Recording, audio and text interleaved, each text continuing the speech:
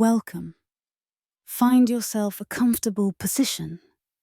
Perhaps adjust your pillow, settle into your blankets, and allow yourself to drift back through the centuries with me. Tonight, we're going to walk together through the quiet, unhurried world of a medieval gardener. There will be no battles here, no dramatic turning points in history, just the soft sound of a hoe against earth, the patient waiting for seeds to sprout, the simple, repetitive work of hands in soil. The medieval garden was not a place of excitement. It was a place of routine, of seasons that turned as they always had, of work that continued whether anyone noticed or not. And that is precisely where we'll spend our time together. Close your eyes if you'd like. Imagine the smell of turned earth and growing things. Let yourself settle into this slower pace, this quieter time. There's no rush. There never is in a garden. Things grow at their own speed, and we simply tend them. We water, we wait, we watch. The garden we're visiting might be attached to a monastery, tucked behind stone walls where monks grow vegetables for their table and herbs for their infirmary. Or it might belong to a castle, where a gardener works to supply the kitchens with onions and cabbages and leeks. Or perhaps it's a smaller plot, behind a manor house, where the lord's household depends on what grows here for much of their food. The location varies, but the work remains the same. The same tasks, repeated in the same order, following the same seasonal rhythms that have governed this work for centuries. The gardener who tends this plot learned from the gardener before them, who learned from the gardener before that, in an unbroken line, stretching back further than anyone can remember. Let yourself relax into this continuity, into this sense of work that connects past and future, into the knowledge that what we're about to explore has been done countless times before and will be done countless times again. The day begins before dawn. It always does. The gardener rises in darkness, as they have for years, as their father did, as their grandfather did before that. The movement from bed to standing is automatic now. The body knows what needs doing even when the mind still lingers in sleep. The bedding is simple. A straw-filled mattress covered with rough woolen blankets. The room is cold, especially in winter. But the gardener is used to this. They've never known anything else. The cold is just part of morning, part of waking, part of the day beginning. Clothing goes on in layers. First, the long linen shirt that serves as an undergarment. Then the woolen tunic, brown or grey, the colour of undyed wool. The tunic is worn soft from years of wear, patched at the elbows where it's rubbed through. A leather belt cinches it at the waist. Woolen hose cover the legs, tied with simple garters. Leather shoes, sturdy and practical, their soles worn smooth, but still serviceable. And finally, a woolen cloak for warmth. The cloak is heavy, slightly damp with the morning air, but it keeps out the chill. Outside, the air is cool. Even in summer, these early hours hold a chill that makes the gardener pull their woolen cloak a bit tighter. The sky is that particular shade of deep blue that comes just before the sun appears. Not quite night, not yet day, a threshold time. The stars are still visible, but fading, growing pale against the gradually lightening sky. The village, or the monastery grounds, or the castle courtyard, is silent. Everyone else is still sleeping. Only the gardener is awake. And perhaps the baker, whose oven has been lit for an hour already. The faint smell of baking bread drifts on the morning air. But that's for others to enjoy later. The gardener has eaten already. A piece of yesterday's bread, softened in small beer. A chunk of cheese. Simple food, quickly consumed. The walk to the garden is short, perhaps 50 paces from the small stone cottage near the monastery walls, or from the gardener's quarters behind the castle kitchens. The path is worn smooth by years of these same footsteps, taken at this same hour, in this same half-light. The gardener knows every stone, every root that might catch an unwary foot in the darkness. Their feet find the way without conscious thought. The morning dew is heavy on the grass. The gardener's shoes grow damp. Their feet grow cold. But this too is familiar, expected, part of the routine. The garden gate comes into view. It's made of woven hazel withies, the wood pale and smooth. The latch is simple, just a stick that drops into a loop of leather. The gardener lifts the stick, pushes the gate open. It creaks. It has always creaked. Someone mentions oiling it every few months, but somehow it never happens. The sound is familiar, comforting even. It announces arrival to no one in particular. The garden is still asleep, of gardens sleep. The plants stand silent and still in the pre-dawn dimness. The first task is always the same. Walk the perimeter. Check the fence for damage. Look for places where rabbits might have dug under. Examine the gate's hinges, such as they are. Make sure everything is secure. This takes perhaps 10 minutes. The gardener moves slowly, methodically, missing nothing. Then come the beds themselves. Each one must be inspected. The gardener walks between them, hands occasionally reaching out to touch a leaf, to feel the soil, to check for frost damage if it's spring or autumn. This is not hurried work. There's no rushing through it. Each bed receives equal attention. In summer, the gardener looks for slug damage. The silvery trails are easy to spot on the broad leaves of cabbages. The holes chewed in lettuce leaves are unmistakable. Mental notes are made. Tonight, after dusk, the gardener will return with a lamp to collect the slugs while they're active. In spring, the young seedlings must be checked for frost damage. A late frost can blacken tender leaves, can kill plants that seemed healthy yesterday. If damage is found, there's nothing to do but accept it and perhaps plant again. The gardener has learned not to put all their trust in early warm days. Late frosts come when they will. In autumn, it's wind damage that concerns the gardener. The tall stems of beans can be broken by strong winds. Stakes that held firm all summer might work loose. The gardener walks along each row, testing stakes with a gentle push, firming them deeper into the soil if needed. And in winter, when most plants are dormant, the gardener still walks the beds, checking that the protective mulch of straw or leaves hasn't blown away, making sure the cold frames are secure, looking for signs of mice or voles that might be tunneling under the mulch to eat stored root crops. The light grows gradually stronger. The deep blue sky fades to softer shades, grey like pale smoke, then pewter, then a colour that's almost silver, then pale yellow like weak sunshine through clouds. The process is slow, gradual. The gardener watches it without really watching, aware of it, in the way one is aware of breathing.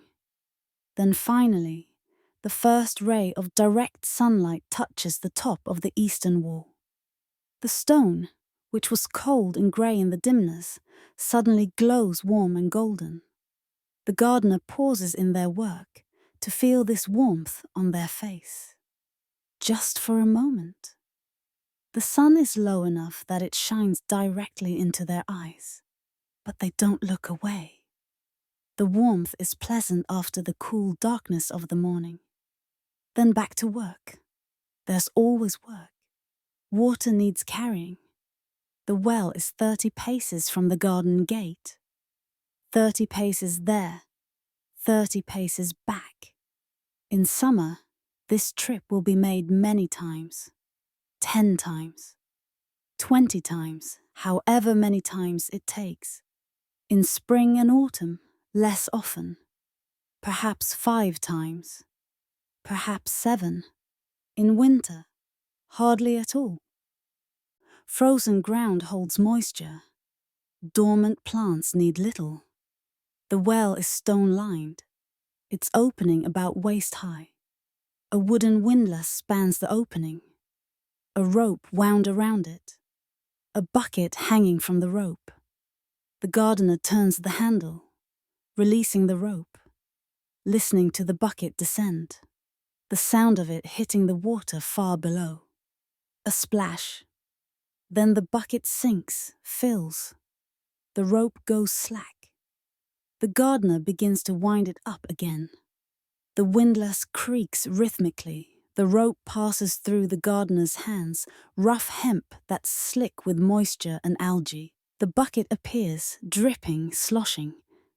The gardener unhooks it, hooks on their carrying bucket, and lowers the well bucket again for the next person who needs water.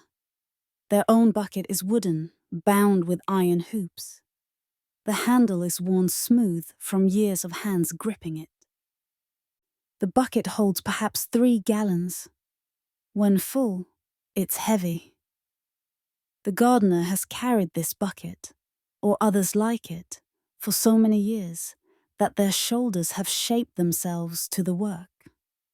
One shoulder sits slightly lower than the other. Their hands are calloused in specific patterns where the handle rests. The weight is familiar, expected, manageable. The walk back to the garden is slower with the full bucket. Water sloshes against the sides, some spills. That's unavoidable. The gardener doesn't try to prevent it. They simply walk steadily, the bucket pulling at their arm, and accept that some water will be lost. Inside the garden, the water is poured into channels between the beds. The gardener has dug these channels with care over the years. They slope very gently, allowing water to flow where it's needed. The water pours with a sound that's almost musical. Soft splashing. The quiet gulp of dry earth drinking. The darker color spreading as the soil absorbs the moisture. The gardener watches the water spread. There's satisfaction in this. The simple act of giving plants what they need. The visible proof that the work matters. The soil was dry. Now it's moist. The plants were thirsty. Now they're provided for. It's a small thing, but it's everything. The channels fill slowly. The gardener bores carefully, making sure the water goes where intended. Not too much in one place, just enough in each. The work requires attention, but not intense concentration. It's meditative. The mind can wander while the hands work. Thoughts drift like the water. Gentle, aimless, peaceful. By the time the watering is finished, the sun has fully risen. The garden is bright now. The long shadows of early morning have shortened. The gardener sets down the empty bucket and stands for a moment, just looking at the garden as a whole. Taking inventory, noticing. The cabbages in the west bed are a good size now. Another week, perhaps 2, and they'll be ready for harvest. The onion's green tops are strong and upright. No yellowing yet, which means the bulbs are still growing. The peas are flowering. White blossoms with black markings, sweet smelling if you lean in close. Each flower will become a pod. A good number of flowers means a good harvest coming.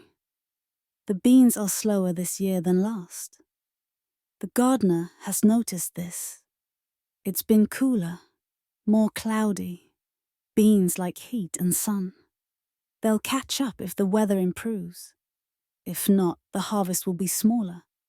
That's how it is sometimes. This looking, this noticing, this daily inventory of the garden's condition is as much the work as the physical tasks. Perhaps more so. The gardener who doesn't notice is the gardener who misses problems until they're too large to fix.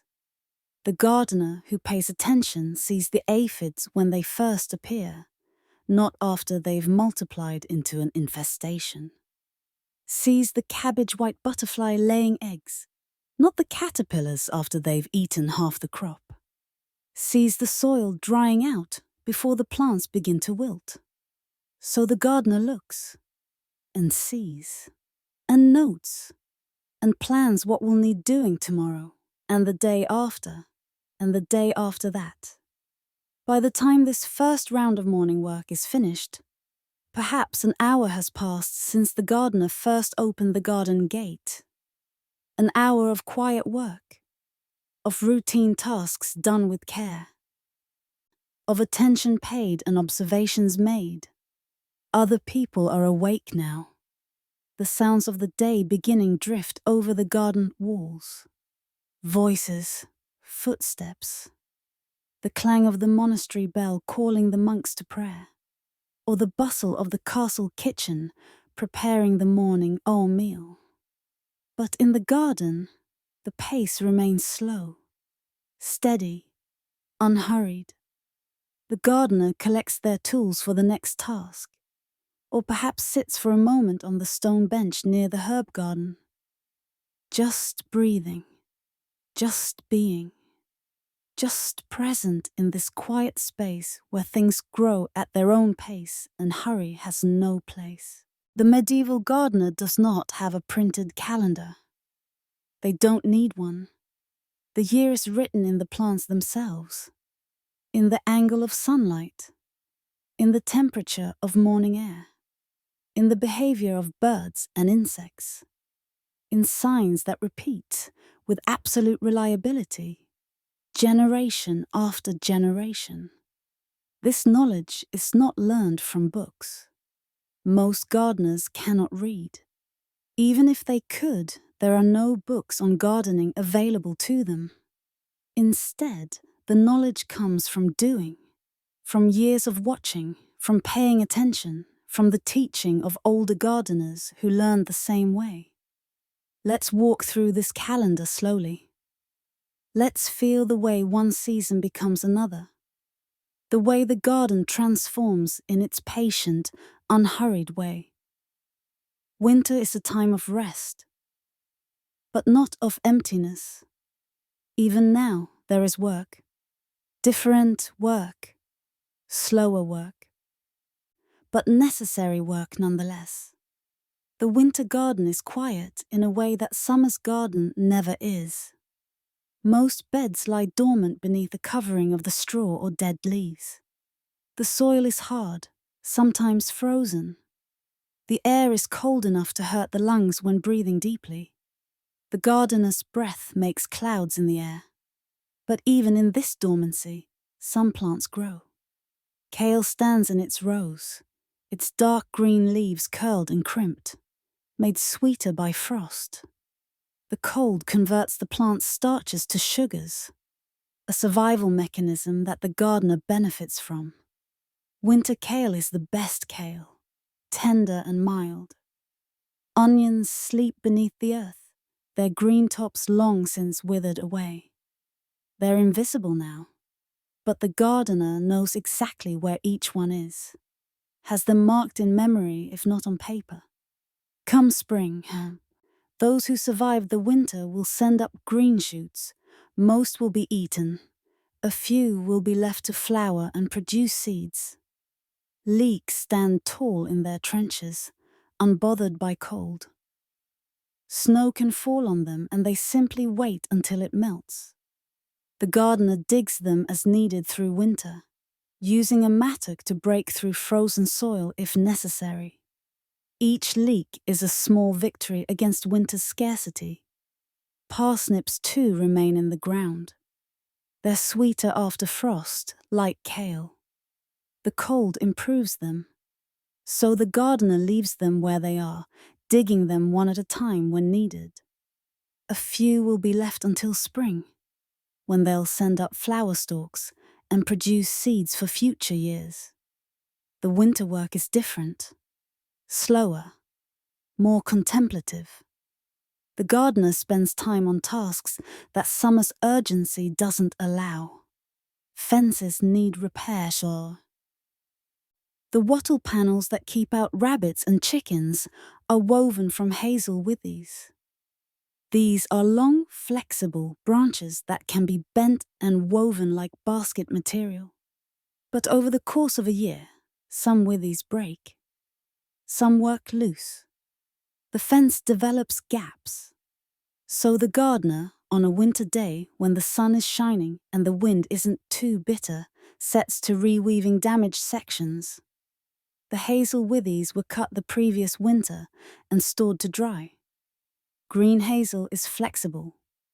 Dry hazel is stubborn but stronger. The gardener has to work each piece carefully, bending it around the upright stakes, threading it through the existing weave, tapping it into place with the flat of their hand. The work is slow. A single panel might take half a day to complete. But there's time. Winter provides time.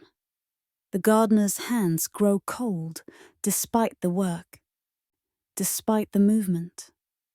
They stop occasionally to warm their hands under their arms, or to flex their fingers, or to breathe on them, then back to the weaving. The rhythm is meditative. Over, under, around, through. Pull tight. Tap into place. Repeat. The mind wanders while the hands work. The gardener thinks about spring, about what will be planted where, about whether the bean seeds saved from last year will still be viable, about whether they should try growing that new variety of cabbage that the monastery gardener mentioned last autumn. Or the mind doesn't think about anything in particular, just follows the rhythm of the work. Over, under, around, through. The sun moves across the sky, the shadows shift. The gardener works on. Tools need attention in winter. The wooden handles of spades and hoes and rakes, the iron blades. Everything used hard during the growing season and then set aside when the work slowed. Handles that loosened during the busy season must be wedged tight again. The gardener finds small wedges of hardwood, drives them into the eye of the tool head where the handle fits through. This tightens the fit, makes the tool solid again. A loose tool is dangerous. The head might fly off during use. So the wedges are driven carefully, tested, driven deeper if needed. Blades are sharpened on a whetstone. The stone is kept in a bucket of water. Water lubricates the sharpening, carries away the metal dust, keeps the blade cool. The gardener sits on a low stool, the tool held firmly, the stone moving along the blade's edge in long, smooth strokes. The sound is rhythmic, soft scraping, slightly musical. Scrape, scrape, scrape. The blade grows keener with each pass. The gardener tests the edge carefully with a thumb, not pressing hard enough to cut, just feeling for the sharpness, checking for nicks or flat spots that need more attention. A sharp hoe cuts through weeds with a single pull. A dull hoe requires sawing back and forth, wasting time and effort. A sharp spade slices into soil cleanly. A dull spade requires pushing and forcing. So the sharpening is not optional. It's essential. The difference between hard work and harder work. Each tool receives attention. The hoe, the spade, the hand fork, used for close work around plants. The small sickle for cutting herbs. The pruning knife that the gardener keeps especially sharp for grafting work. Each blade is sharpened until the edge catches light like a thread of silver. And then there's planning. The gardener sits by the fire in the evening, thinking about the year to come. Not writing anything down necessarily. Most gardeners cannot write, but thinking, remembering, considering. Last year the cabbages did well in the southern bed. The soil there is slightly heavier, holds moisture better. The cabbages grew large and solid. But the year before they struggled with aphids in that same bed. Does that mean the aphids will return? Or was that just a particularly bad year for aphids everywhere? Perhaps the cabbages should rotate to the eastern bed this year. The eastern bed has lighter soil, drains faster. The cabbages might not grow quite as large, but they might have fewer pest problems. The beans always climb best along the western fence, where they're sheltered from the prevailing wind. That hasn't changed in the 10 years the gardener has been tending this plot. So the beans will go there again. No reason to change what works. The onions did poorly in the northern bed last year. Too much shade from the wall. Not enough sun. They were small and some rotted in the ground. Better to move them to a sunnier location. Perhaps where the lettuce was. Lettuce doesn't mind a bit of shade. The lettuce can move to the northern bed. These considerations turn over and over in the gardener's mind. Not urgent. Not decisions that must be made immediately. Just thoughts. Plans forming gradually, like water finding its level. The gardener also thinks about seeds, about what was saved from last year and what will need to be obtained from elsewhere. Bean seeds are easy. The gardener saved plenty. They're stored in a leather pouch hanging from a rafter in the shed. But the carrot seeds might not be enough. Carrot seeds are small, easy to lose. Perhaps some got spilled, or perhaps the gardener was too conservative in saving them. It might be necessary to trade with another gardener for more carrot seeds. Pea seeds are plentiful. Peas produce abundantly and the seeds are large and easy to save. The gardener has enough pea seeds for this year and next. Maybe even the year after. An abundance. Onion seeds are another concern. Onion seeds lose viability quickly. The ones saved from 2 years ago probably won't germinate well. The gardener will need to produce new onion seeds this year, which means leaving some onions to flower instead of harvesting them. A sacrifice, but necessary. These considerations are not stressful. The gardener has dealt with these same questions every year. There are answers. There are always answers. Sometimes the answer is make do with what you have. Sometimes it's trade with a neighbor. Sometimes it's plant something else in that spot. The garden is flexible. It accommodates. As winter begins to loosen its grip, the gardener notices the signs. Not sudden changes, subtle ones. The mornings are still cold, but the cold is different. Less bitter, less deep. The sun, when it appears, has a different quality to it. Still weak, still pale. there's a promise in it, a suggestion that warmth will return.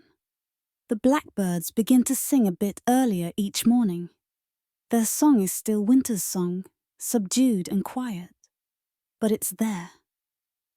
The gardener, standing in the garden at dawn, hears them and knows that spring is coming.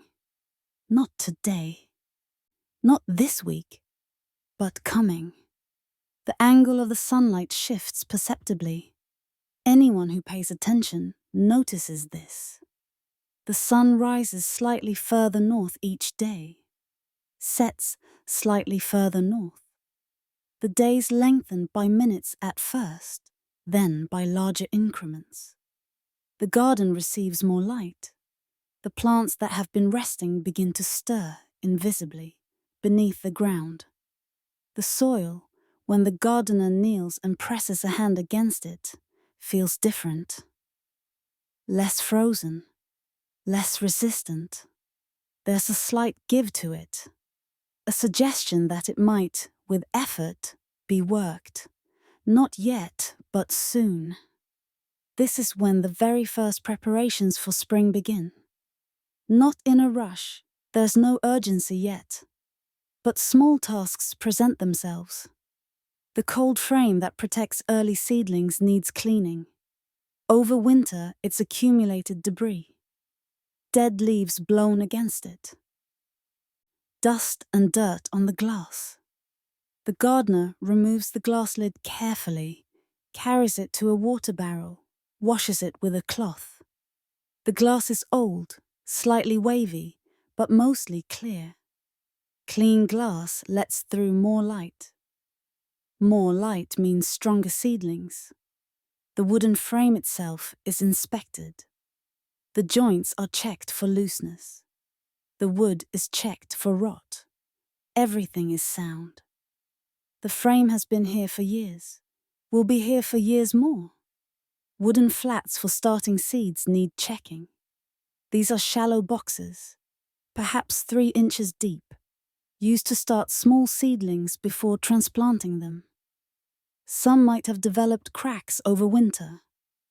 Some might be rotting at the corners where water sat. The gardener inspects each one, sets aside any that need repair, makes mental notes about making new ones. And then there are the seeds themselves. Stored seeds from last year need sorting. The gardener brings out the pouches and small wooden boxes where seeds are kept. Each container is opened carefully. Seeds are poured from one container to another, spread on a table, examined. Carrot seeds are like tiny grains of dust, thousands in a small handful. The gardener cannot tell by looking whether they'll germinate. Only planting will reveal that. Bean seeds are fat and hard, cream-colored or mottled brown depending on the variety. They click satisfyingly against each other when poured. The gardener can tell by feel whether they're healthy. Plump seeds, firm seeds are good. Shriveled seeds, hollow-feeling seeds, should be discarded. Pea seeds are wrinkled and pale green. They too should feel plump and firm. The gardener presses each one gently between thumb and finger. Good seeds resist the pressure. Bad seeds crush easily. The bad ones are picked out and thrown away. Some seeds won't grow. Seeds lose their vigor over time. The gardener knows this. But there's no way to tell which seeds are still good except to plant them and wait. So that's what will happen, as it always does. Some will sprout, some won't. The garden will provide what it provides. The days continue to lengthen. The soil continues to warm. And one morning, the gardener wakes and knows, with a certainty that comes from years of experience, that it's time. Time to begin in earnest. Time for spring planting. The calendar in the garden has turned its page. Spring arrives, not with a declaration, but with a gradual warming. One day, the gardener realizes that the morning frost has stopped appearing. The soil, when turned with a spade, doesn't clump together in frozen chunks, but falls apart in crumbles. Rich, dark crumbles that smell of earth and growth and possibility. This is the moment. Time to plant. But even this happens slowly. There is an order to things, a sequence that must be respected. Plant too early and the seeds rot in cold, wet soil. Plant too late and the harvest is delayed, perhaps to the point where it doesn't mature before winter returns. The trick is to plant at the right time. And the right time is not a date on a calendar.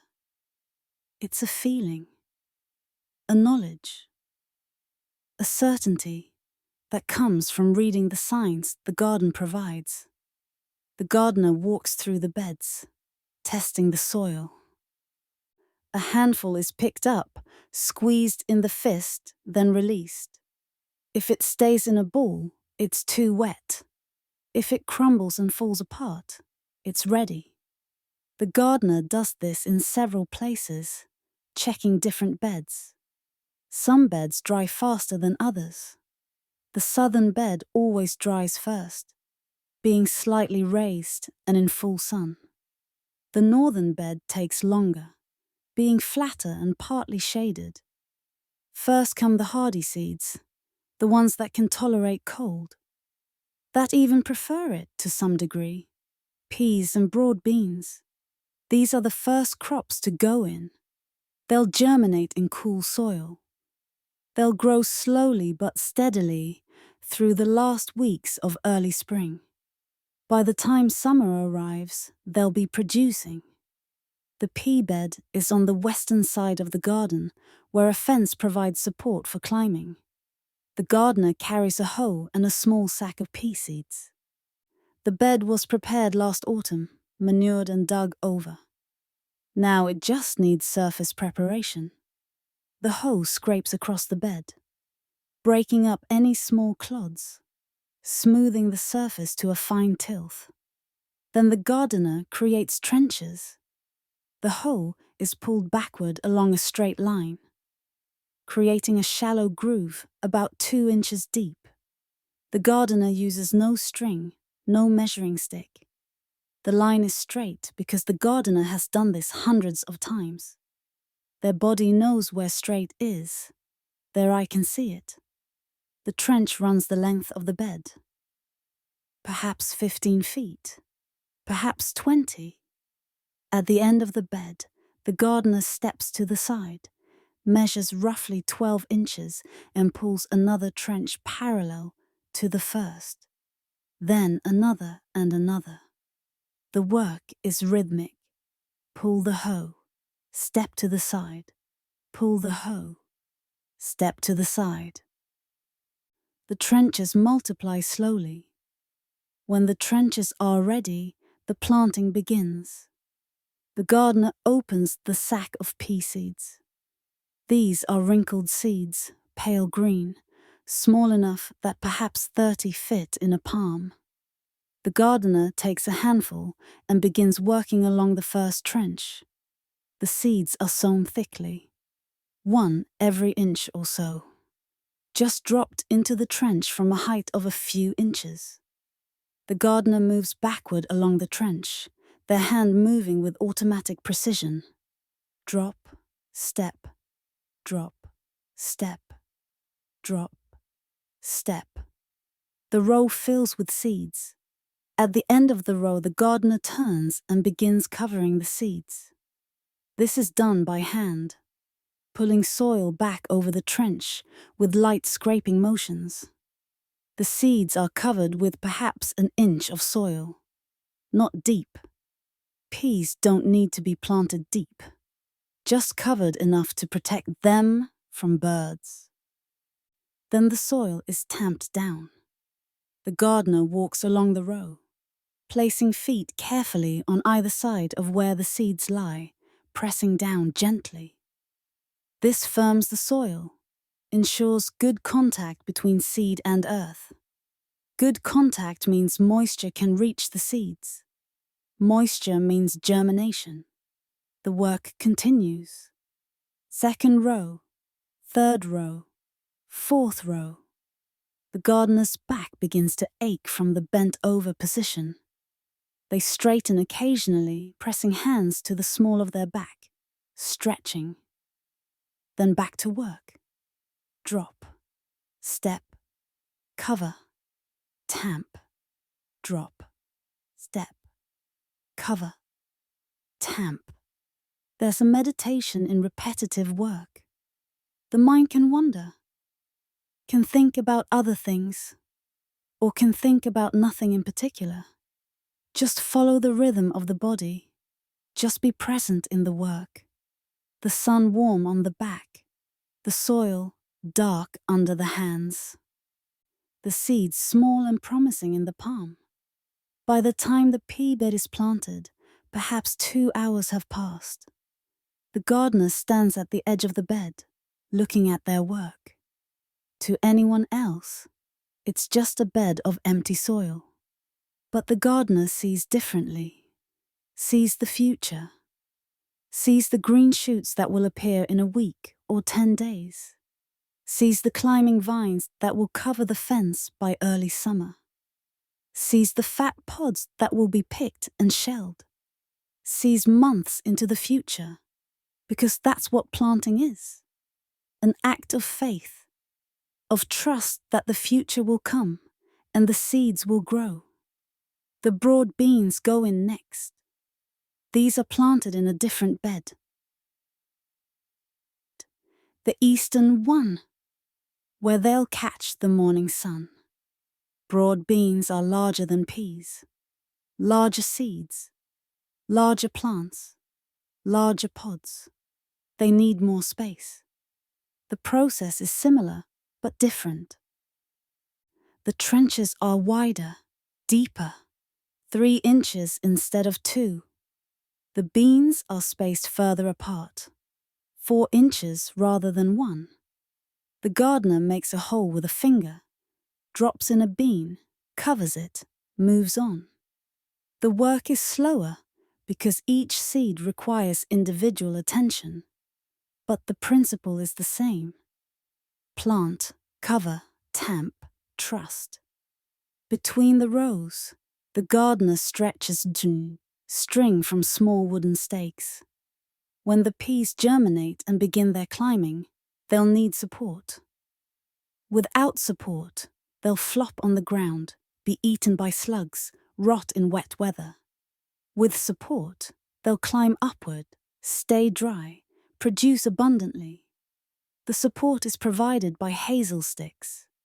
These were cut last winter when the sap was down and the wood was dormant. They've been stored in a dry shed, leaning against the wall, waiting for this moment. The gardener brings an armload of them to the pea bed.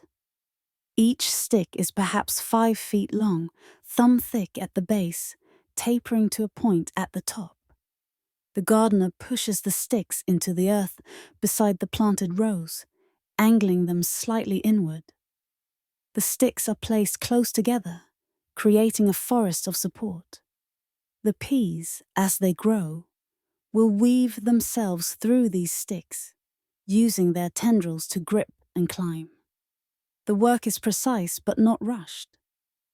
Each stick at the proper depth, each one firm enough to withstand wind. The gardener tests each one with a pull, making sure it's stable.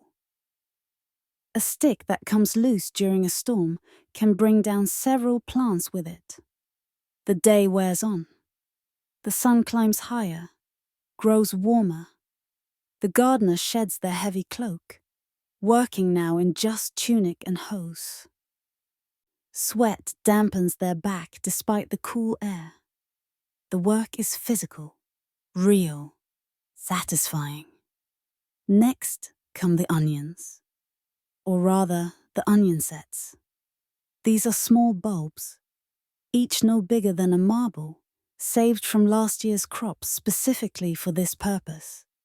The largest onions were eaten, the smallest were kept for planting. This is traditional, this is how it's always done. The onion bed is in full sun, the southern exposure where the soil warms earliest and drains best. Onions don't like wet feet. They need good drainage. This bed provides it. The gardener prepares the soil with a rake, breaking up clods, creating a fine surface. Then the planting begins. No trenches this time. Just individual holes made with a finger. Press into the soil. Twist slightly. Remove the finger, leaving a hole perhaps an inch deep. An onion set is placed in each hole. Pointed end up, root end down. The set is pressed gently into the soil so that just the tip shows above ground. Too deep and it rots. Too shallow and birds pull it out. Just right is a learned thing. The gardener knows by feel. The spacing is regular. 6 inches between each set. 6 inches between rows. The gardener doesn't measure. They just know. Their eye can judge 6 inches accurately after years of practice. Plant, move, plant, move.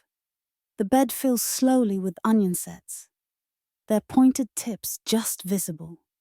Firming the soil around each set is important. The gardener presses down around each one with thumb and fingers, making sure the set has good contact with the earth. This helps it establish roots quickly. Loose soil means slow growth. Onions take months to grow. 4 months, sometimes 5. The gardener plants them knowing they won't be ready until late summer. This is the nature of the work. Everything takes time. Nothing can be hurried. The seed doesn't care if you're impatient.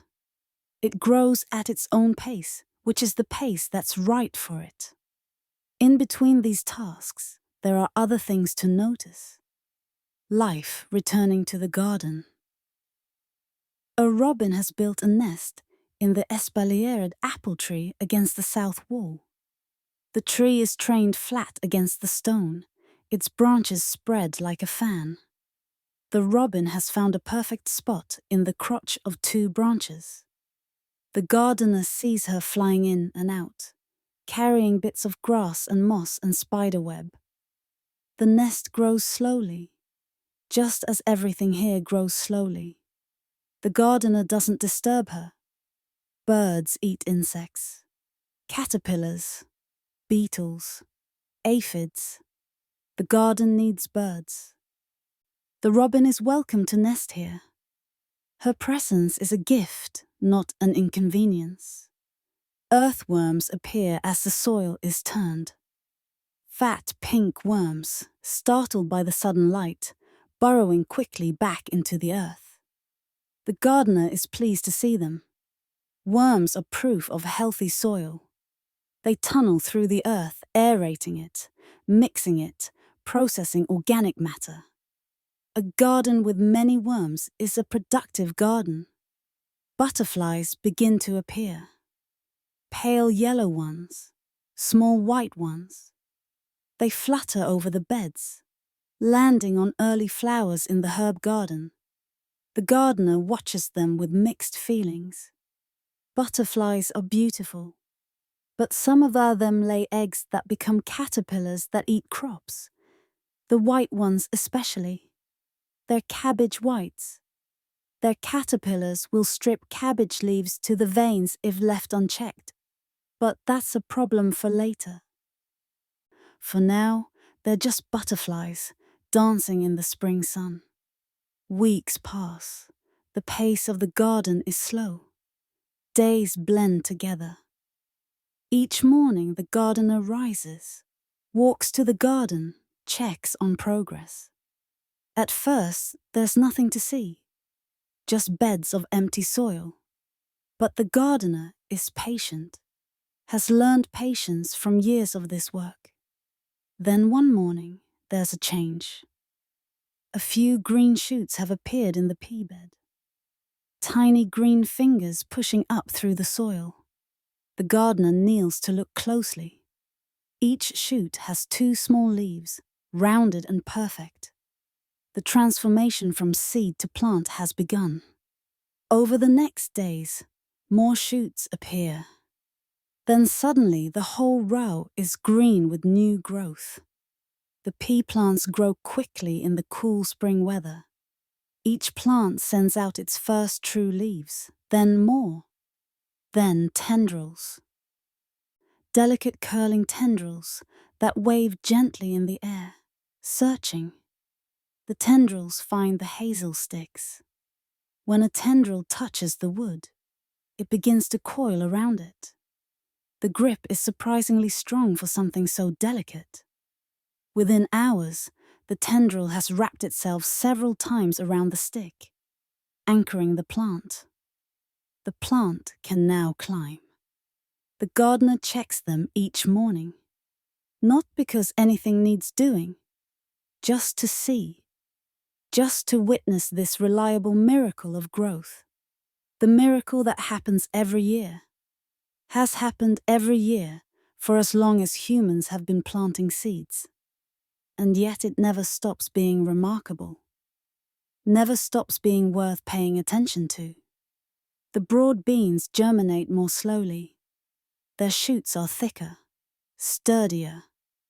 They push through the soil with visible effort, the seeds sometimes still attached to the emerging plant. The gardener doesn't interfere. The seed will fall away on its own when the plant is ready. The onion sets send up green shoots, thin hollow tubes of green growing upward. These will become the onion's leaves. The bulb itself is still below ground, invisible, growing slowly, swelling as the plant photosynthesizes and stores energy. But this happens out of sight.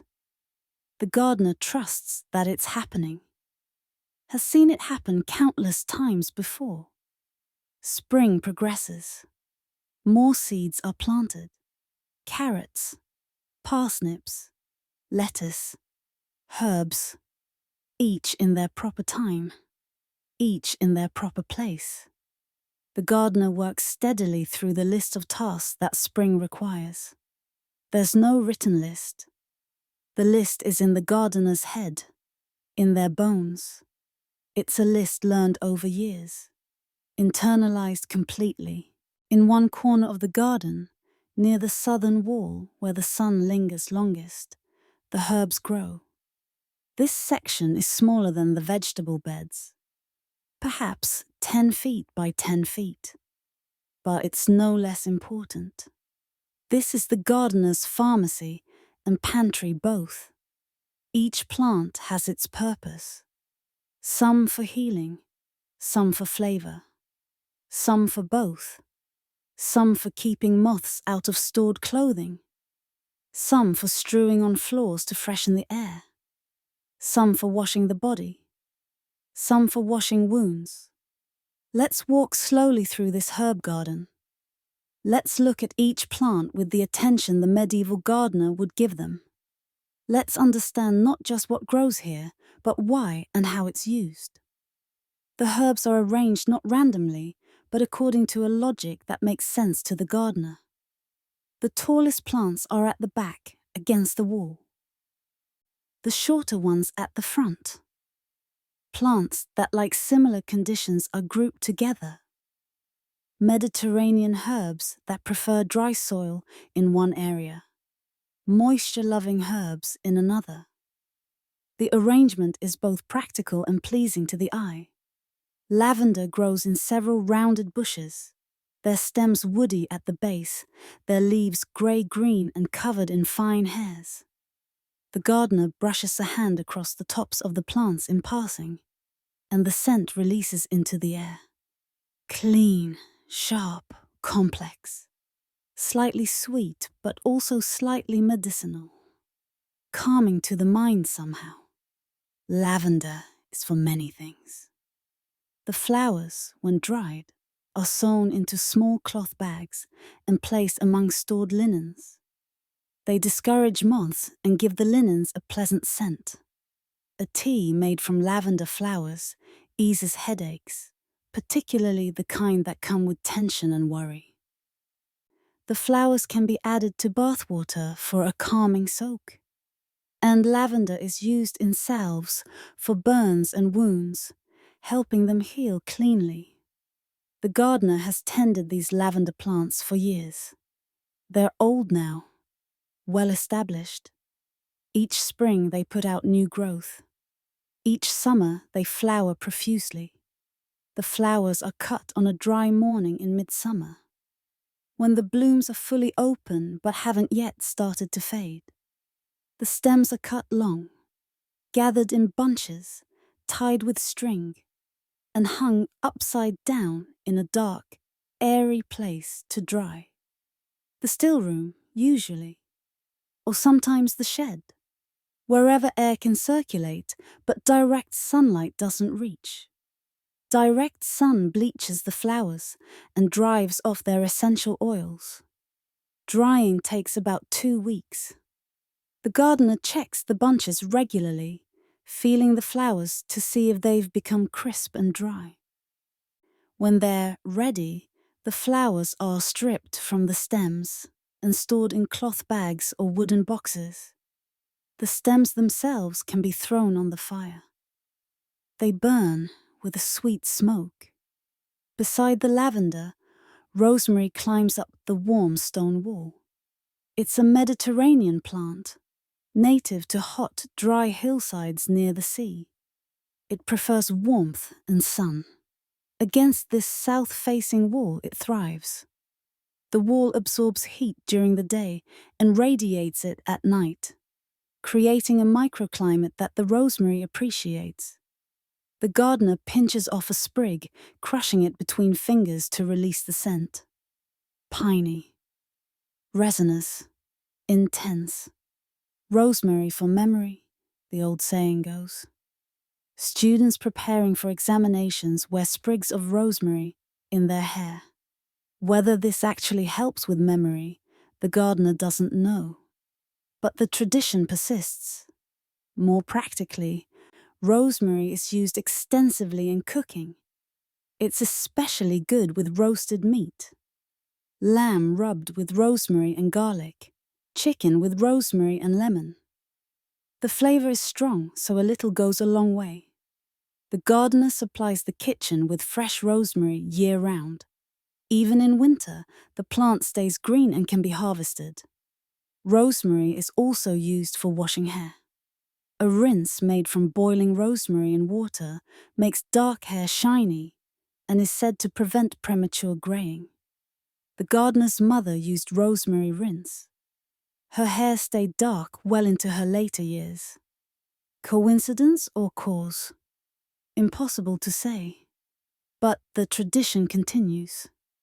The plant needs pruning occasionally to keep it from becoming leggy and bare at the base. The gardener does this in late spring, cutting back the longest stems. These cuttings are dried for use or given away to neighbors who might need rosemary. Sage grows in a sprawling, soft-leafed mass next to the rosemary. The leaves are oval, grey-green, covered in a soft fuzz that makes them almost feel like fur. Sage is one of the most useful herbs in the garden. Its uses are almost too numerous to list. For cooking, sage is essential with pork. Stuffed roast pork with sage is a feast day dish. The sage cuts through the richness of the meat, aids in digestion, makes the dish less heavy. Sage is also good with poultry, with squash, with beans. For medicine, sage is equally valuable. A tea made from sage leaves eases sore throats. The gardener has used this countless times, especially in winter when coughs and colds are common. The tea is bitter, so honey is usually added, but it works. The sore throat improves, the cough lessens.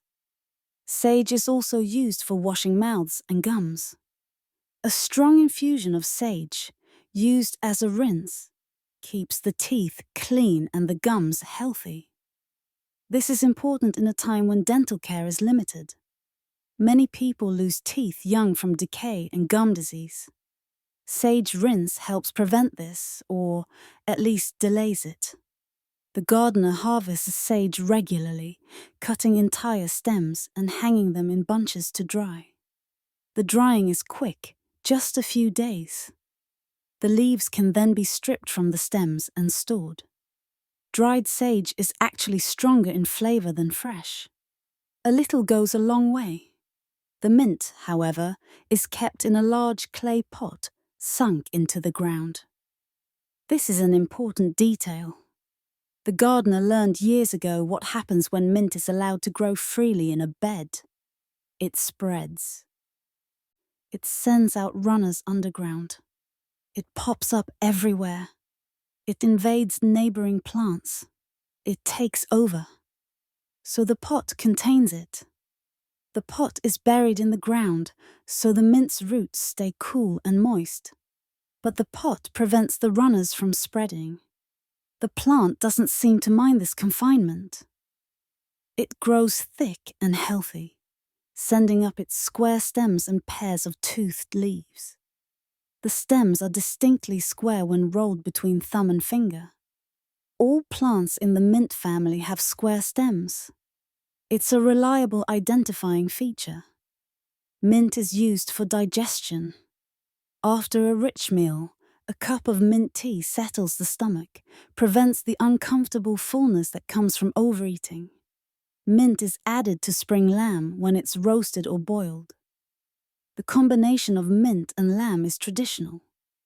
The mint cuts through the lamb's richness, makes it more digestible. Mint is also chewed fresh to freshen the breath. A few leaves crushed between the teeth leave the mouth feeling clean and tingling slightly. The smell when mint is crushed is so strong it almost burns the nose. That intensity is part of its effectiveness. The gardener has several types of mint. Spearmint, which is the most common. Apple mint, which has slightly fuzzy leaves and a milder, slightly fruity flavor. And water mint, which grows in the damp spot near the water barrel and has a sharper, more pungent taste. Each has its uses. Parsley grows in dense, ruffled clumps near the mint. The leaves are deeply divided, curled at the edges, bright green and fresh-looking. Parsley is used extensively in cooking. It's added to soups and stews. It's chopped and mixed with garlic and used as a topping for roasted vegetables. It's mixed into butter. Its uses are endless. But parsley is notoriously difficult to grow from seed. The seeds are slow to germinate. The old saying is that parsley seed goes to the devil and back 7 times before sprouting. The gardener has found this to be more or less accurate. Parsley seeds can take 3 weeks to germinate, sometimes 4. Sometimes they don't come up at all. So the gardener plants parsley and then forgets about it for several weeks. There's no point watching for it. It will appear in its own time if eventually tiny seedlings emerge. The gardener thins them carefully, leaving the strongest ones to grow. Once established, parsley is very productive. It can be cut repeatedly and will keep producing new leaves. Parsley is also said to be a woman's herb, used in ways the gardener doesn't fully understand or discuss. These are things known by the wise women, the midwives, the healers. The gardener simply grows it and supplies it when asked. Thyme creeps along the ground between the stones of the path. The gardener does not mind. In fact, they rather like it. The plant is so low growing that it doesn't interfere with walking. And each footstep releases the herb's fragrance. The path through the herb garden smells wonderful as a result. Thyme has tiny leaves and small pink or purple flowers that appear in summer. Bees love these flowers. The gardener often sees bees working the thyme, their legs heavy with pollen. This is beneficial. Bees pollinate many of the garden's plants. They're welcome visitors. Thyme is used in cooking, certainly. It's good with roasted vegetables. It's added to stews and soups. It's particularly good with mushrooms. But thyme is also medicinal. A steam bath with thyme can ease a winter cough. The gardener has done this many times. Boil water. Add a large handful of thyme. Cover your head with a cloth and breathe in the steam. The vapors ease the congestion, calm the coughing, allow for better breathing. Thyme is also used in salves for chest congestion. Mixed with fat and beeswax, it can be rubbed on the chest before sleep. The warmth of the body releases the thyme's oils, which are breathed in throughout the night. And then there's chamomile, which volunteers itself wherever it likes. The gardener originally planted it in one spot, but now it appears in various places around the herb garden. Small white flowers with yellow centers, smelling faintly of apples. The plant is delicate looking, but surprisingly hardy. Chamomile is primarily used as a tea for calming. When anxious thoughts prevent sleep, chamomile tea helps. When the stomach is upset from worry, chamomile tea settles it. When a child is fretful and difficult, chamomile tea calms them. The gardener has seen this work countless times. There's something in the plant that genuinely has a calming effect. Not just folklore, not just tradition, real observable effect. The flowers are picked on dry mornings when the dew has evaporated, but the day isn't yet hot. Picking wet flowers leads to moldy dried flowers. Picking in the heat of the day means some of the essential oils have already evaporated. Mid-morning is ideal. The flowers are laid on screens to dry. Just the flower heads, not the stems. The screens are placed in a dark, airy location. The still room, the loft of the barn. Somewhere air can circulate, but sun doesn't reach. Within a few days, the flowers are dry. They're stored in linen bags or wooden containers. A handful of dried chamomile flowers makes enough tea for several cups. The herb garden also contains fennel, with its feathery leaves and tall yellow flower umbels.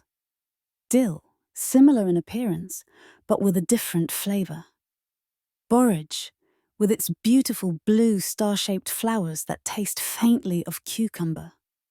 Tansy, with its button-like yellow flowers, used for keeping ants and flies away. Rue, bitter and strong-smelling, used cautiously for various ailments.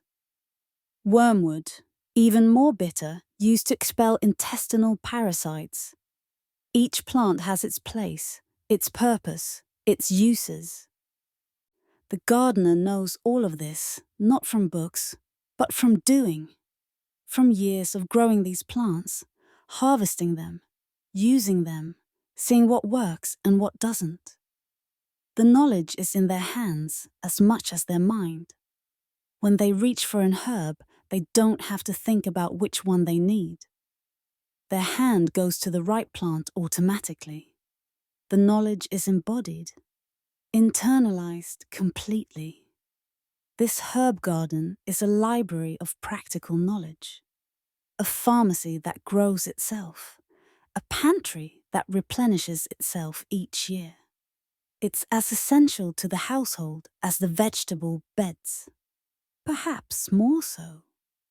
Vegetables can sometimes be obtained elsewhere, but these herbs, grown and prepared exactly right, are irreplaceable. The gardener tends this section with particular care. The herbs are checked daily, watered when needed, trimmed to encourage bushy growth, protected from slugs and other pests.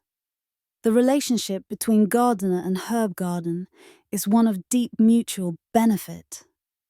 The gardener provides care. The herbs provide healing and flavor and fragrance.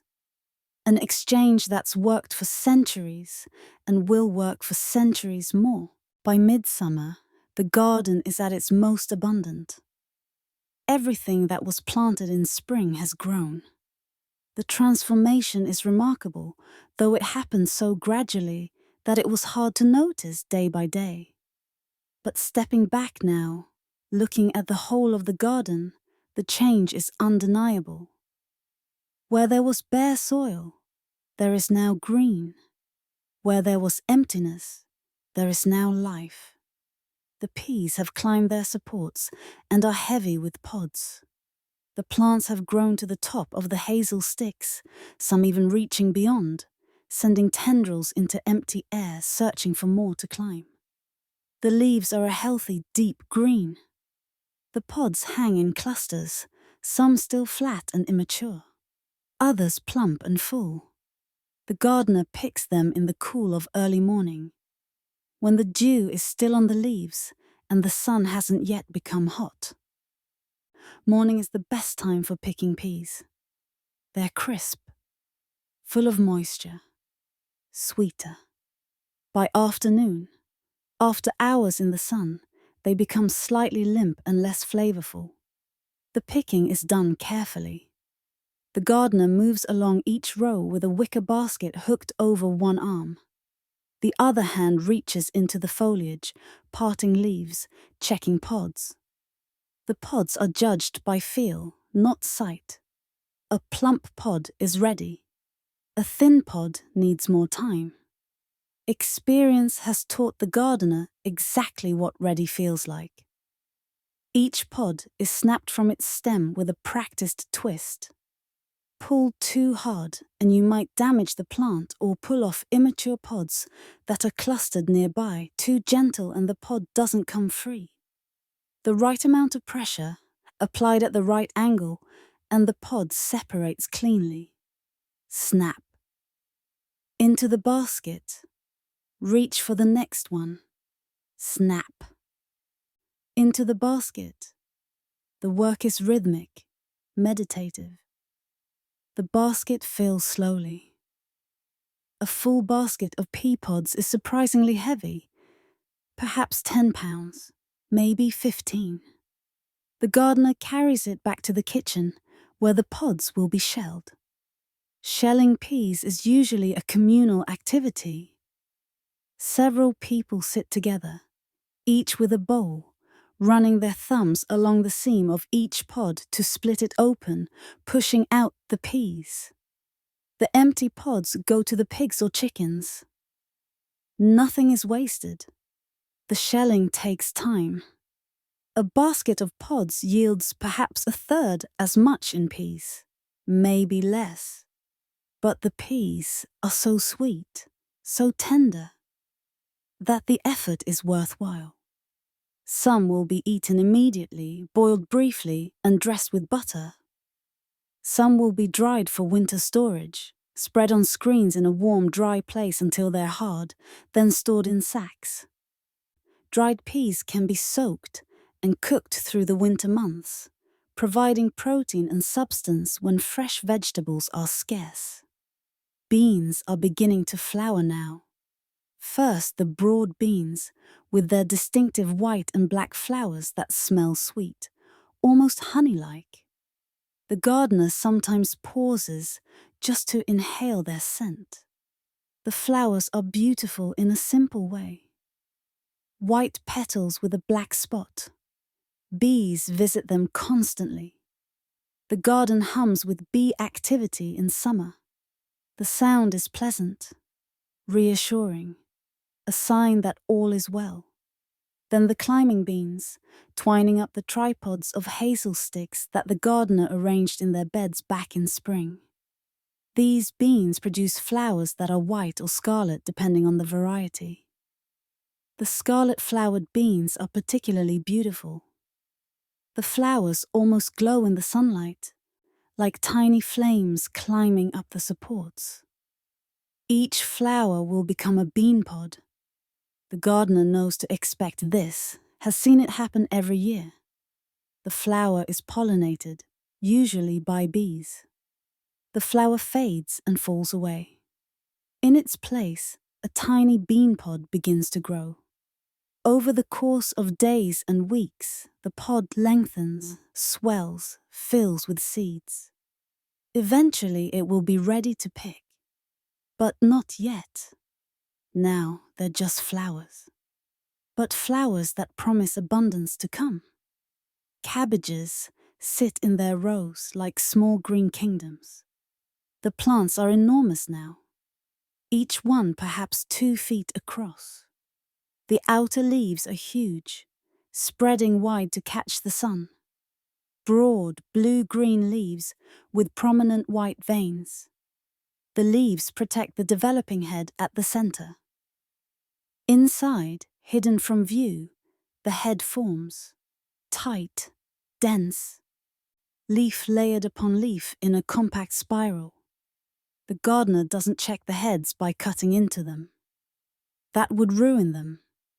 Instead, they squeeze gently. A firm cabbage is ready. A soft one needs more time. It's a learned thing, knowing what ready feels like. The gardener's hands have this knowledge, can tell by pressure alone whether a cabbage has another week to grow or is ready now. Ready cabbages are cut with a sharp knife. The gardener bends down, finds the stem beneath the outer leaves and cuts cleanly through. The cabbage is heavy, solid. It might weigh 5 pounds, maybe 7.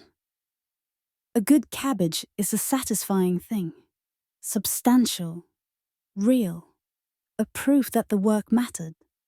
The outer leaves are stripped away and left in the bed. They'll wilt and rot and feed the soil, or the chickens will eat them. Either way, they're not wasted. The gardener carries the trimmed cabbage to the storage shed or the kitchen, depending on whether it's needed immediately. The onions have grown tall, their hollow green leaves standing upright. The leaves are thick around now, finger thick at the base. The gardener knows not to harvest them yet.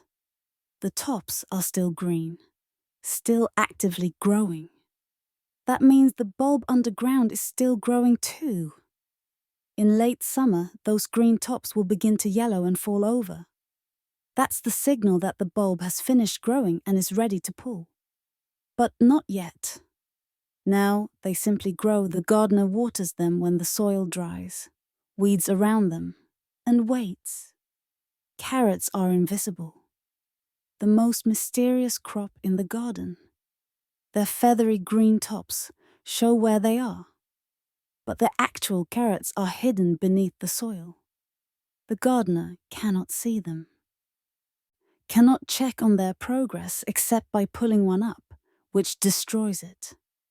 So they trust. Trust that underneath, in the dark soil, the carrots are growing, lengthening, thickening, turning orange. This is perhaps the most patient work of all, planting something you cannot see, waiting months for it to develop underground, trusting that it's happening. The gardener thinned the carrot seedlings back in early summer, pulling out every other plant so the remaining ones had room to grow. The thinned baby carrots were no bigger than a finger, pale, tender. They were washed and eaten raw, sweet and crisp. A treat. The ones left behind have had room to expand. By autumn, they'll be ready to harvest and store for winter. Long, thick carrots, sweet and dense. But that's months away still. Now, they're just green tops waving in the summer breeze. The actual carrots invisible, growing in secret. The garden keeps some mysteries, even from the gardener who tends it. Weeding is an endless task in summer, not a dramatic one. Not interesting, really, but absolutely necessary. Weeds compete with crops for water, nutrients, and space. Left unchecked, weeds can overwhelm a garden, choking out the plants you actually want. So the gardener weeds. Every few days, they move through the beds with a hoe or hand fork, removing any plant that doesn't belong. The work is meditative in its way. The mind can wander while the hands work. Each weed is identified, grasped at the base and pulled. Some come easily, releasing from the soil with a gentle tug. Others resist, requiring a firmer pull or the use of a fork to loosen the roots first. The most common weeds are grasses. They grow quickly, send out runners, try to establish themselves wherever there's open soil. The gardener pulls them before they can set seed. One grass plant allowed to seed can produce hundreds more. Prevention is easier than cure. Chickweed appears everywhere.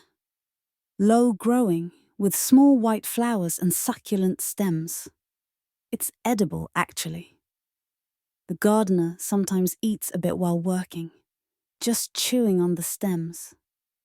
Mild tasting, slightly salty. Not unpleasant. Most of the pulled chickweed goes to the chickens, who devour it eagerly. Dock appears despite efforts to eradicate it. Dock has a taproot that goes deep. Pulling just the top doesn't kill it. The root must be dug out completely, or the plant will regrow. The gardener uses a special tool for this. A narrow spade that can dig down alongside the root. Lever it up from below. Get the whole thing. Drop it in the weed bucket. Plantain grows in the paths and spreads into the beds if not watched. It's another edible weed. The young leaves can be eaten, though they're tough and stringy. The gardener usually pulls it and tosses it onto the compost heap. Some of these weeds the gardener actually recognizes as useful plants in their own right. In a different context, they'd be valued. Dock leaves are used to treat nettle stings. Plantain is used in poultices for wounds. Chickweed is good for skin irritations. But here, in the garden beds, there's simply competition. They must be removed so the crops can thrive. The work continues, pull toss, pull toss. The gardener's back aches from the bent-over position. They straighten occasionally, pressing hands to their lower back, stretching, looking at what remains to be done, then back to it. Pull, toss, pull, toss. By the end of a weeding session, the beds look cleaner, tidier. The crops stand out clearly against dark soil. The weeds are gone, at least for now. In a few days, more will appear. There are always more. The work is never finished. But it's manageable if done regularly. A few hours every few days keeps the garden under control. The chickens have the run of the garden in these months, though they're kept out of the beds themselves by low wicker fences. The fences are just a foot high. Enough to deter the chickens, who could fly over if they wanted, but usually don't bother. The chickens scratch and peck at the ground in the paths between beds. They eat insects, beetles, slugs, caterpillars, spiders, anything that moves. The gardener is grateful for this help. The chickens do work that the gardener cannot do. They find insects that hide during the day. They eat pest eggs before they can hatch. They patrol the garden constantly, their movements random but thorough. A garden with chickens has fewer pest problems. This is well known, accepted, relied upon. The chickens also provide manure.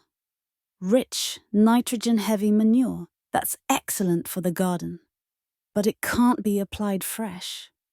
Fresh chicken manure is too strong. It burns plants. So the manure is collected, mixed with straw, and composted. After several months of composting, it's safe to apply. The gardener plans ahead for this, collects manure in autumn, composts it through winter, applies it to beds in spring. The cycle continues. Waste becomes resource. Resource becomes growth. On hot days, watering is crucial. The gardener can tell by looking which plants need water. Cabbage leaves that droop slightly at the edges. Bean plants whose leaves curl inward to reduce sun exposure. Lettuce that looks limp rather than crisp. These are signs of thirst. The plants are telling the gardener what they need. The gardener has learned to listen. The bucket is carried from the well again and again. 30 paces there, 30 paces back. The water is heavy. The work is hard. But it's necessary. The gardener pours the water slowly at the base of each plant. Not on the leaves, which could burn in the hot sun if water droplets act as magnifying glasses, but into the soil where the roots can drink. The water disappears quickly, absorbed. The soil darkens. The plant seems to relax almost immediately, as if sighing in relief. The gardener can almost feel the gratitude. It's not rational. Plants don't have feelings, but the gardener has tended plants for so long that they've developed a sense of the plant's needs. An empathy, perhaps. A connection. And still, through all of this, the garden continues its slow work of growing, transforming sunlight and water and soil and air into food. The process is invisible moment to moment. You can't see it happening, but over days and weeks, the change is undeniable. Seeds become seedlings. Seedlings become plants. Plants produce flowers. Flowers become fruits or pods or bulbs. The transformation is constant, reliable, miraculous in its ordinariness. The gardener witnesses this, tends this, facilitates this, but doesn't control it. The garden does what it does according to its own nature. The gardener's role is to provide what's needed and remove obstacles, to water, to weed, to protect from pests as much as possible. But the actual growing, that's the garden's work. The gardener can only create conditions where growth is possible. The plants themselves do the growing. Summer continues. The sun rises earlier each day, sets later. The days are long and warm, sometimes hot. The garden is lush, full, abundant. This is the peak, the high point of the year. From here, things will begin to transition toward harvest, toward autumn, toward the gradual slowing that comes with shorter days and cooler temperatures. But that's still weeks away. For now, there's just the fullness of summer, the green everywhere, the constant hum of insects, the warmth of the sun, the satisfaction of seeing the garden thriving, of knowing that the work done in spring is paying off now, of trusting that there will be food for winter. The gardener stands at the garden gate in the evening, looking over the beds. The light is golden now, slanting. Long shadows stretch across the ground. Everything looks peaceful, thriving, the way it should be. The gardener feels, though they wouldn't articulate it this way, a deep satisfaction, a sense of rightness, of being part of something larger, of fulfilling a role that matters. Tomorrow will bring more work, more watering, more weeding, more watching, more tending. But tonight, there's just this moment this quiet survey of a garden in its prime, this appreciation of abundance, this wordless gratitude for the way things grow when given what they need. The gardener closes the gate, the familiar creak, the stick dropping into the leather loop, and walks home in the gathering dusk, tired but content. At the far end of the garden, partly hidden behind a wattle fence, sits the compost heap. It is not beautiful. It is not neat. In fact, to someone unfamiliar with gardens, it might look like a pile of garbage. Rotting vegetation, kitchen waste, manure, all heaped together in a mound that steams slightly on cold mornings and smells of earth and decay. But to the gardener, this is not garbage. This is not waste. This is, in many ways, the heart of the garden, the engine that drives everything else, the place where death becomes life again, where endings transform into beginnings, where the cycle of growth and decay and renewal is most visible. The compost heap is perhaps 6 feet long, 4 feet wide, and 3 feet tall. Its size has grown over the months since it was started. Layer upon layer added, building up slowly. The heap is contained by a simple structure, 4 stakes driven into the ground at the corners, horizontal boards nailed between the stakes on 3 sides. The front is open for access. The structure keeps the heap from spreading out, concentrates it, makes it work more efficiently.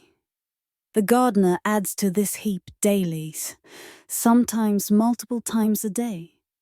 Vegetable peelings from the kitchen, onion skins, carrot tops, cabbage cores, the tough outer leaves of lettuce, pea pods after the peas have been shelled, bean pods, apple cores, any plant material that's no longer useful in its current form. Pulled weeds go onto the heap. Grass pulled from between the paths, chickweed, dock, plantain, everything greens, everything that once grew. The only exceptions are weeds that have gone to seed.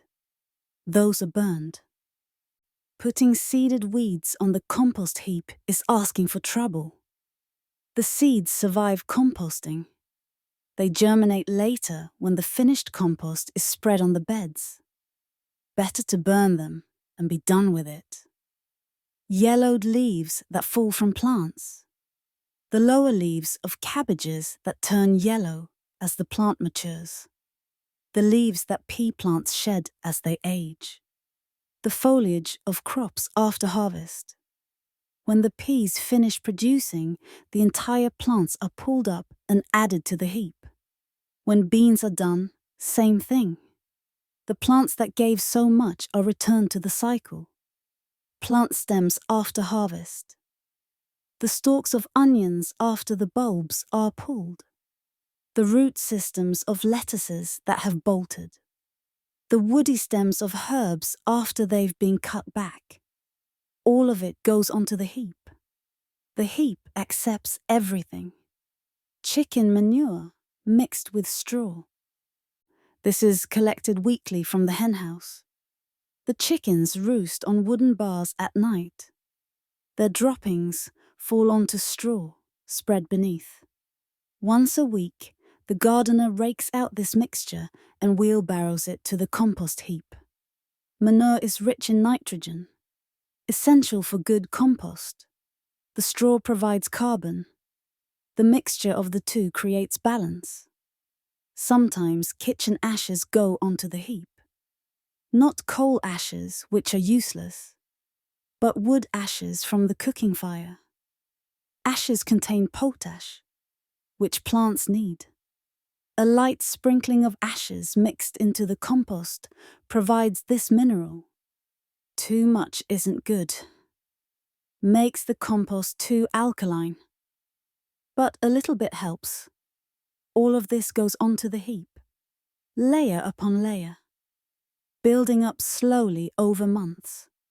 The gardener doesn't think much about it. The heap is just where things go. The destination for anything that's plant-derived and no longer needed. But inside the heap, invisible processes are happening. Decomposition. The breakdown of complex plant matter into simpler forms. This happens through the work of countless tiny creatures. Bacteria, too small to see. Fungi, sending their thread-like hyphae through the rotting material. Worms, tunneling through the heap. Beetles, both adults and grubs.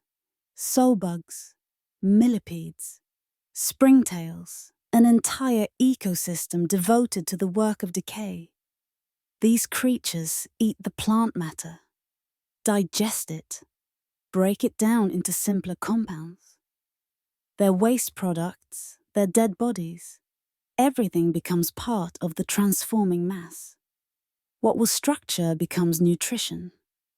What was solid becomes available. What was locked up becomes released. The process generates heat. The center of the heap can reach temperatures hot enough to be uncomfortable to touch. On cold mornings, steam rises from the heap, visible proof of the work happening within. This heat is created by the metabolic activity of billions of bacteria working, consuming, reproducing, dying, all at once. It's a fire of a sort, a cold fire, a fire of life rather than combustion. But it produces heat nonetheless. The gardener turns the heap every few weeks. This is hard work. Perhaps the hardest regular task in the garden. A pitchfork is driven into the pile, lifting and throwing the material from one side to the other. The gardener works steadily, pitchfork after pitchfork, moving the entire heap from where it was to where it will be. Why do this? Because turning aerates the heap, brings oxygen into the center. The bacteria that do the best work are aerobic. They need oxygen. Without turning, the center of the heap becomes anaerobic. The decomposition slows. The heap becomes smelly rather than earthy. Turning prevents this, keeps the process moving efficiently.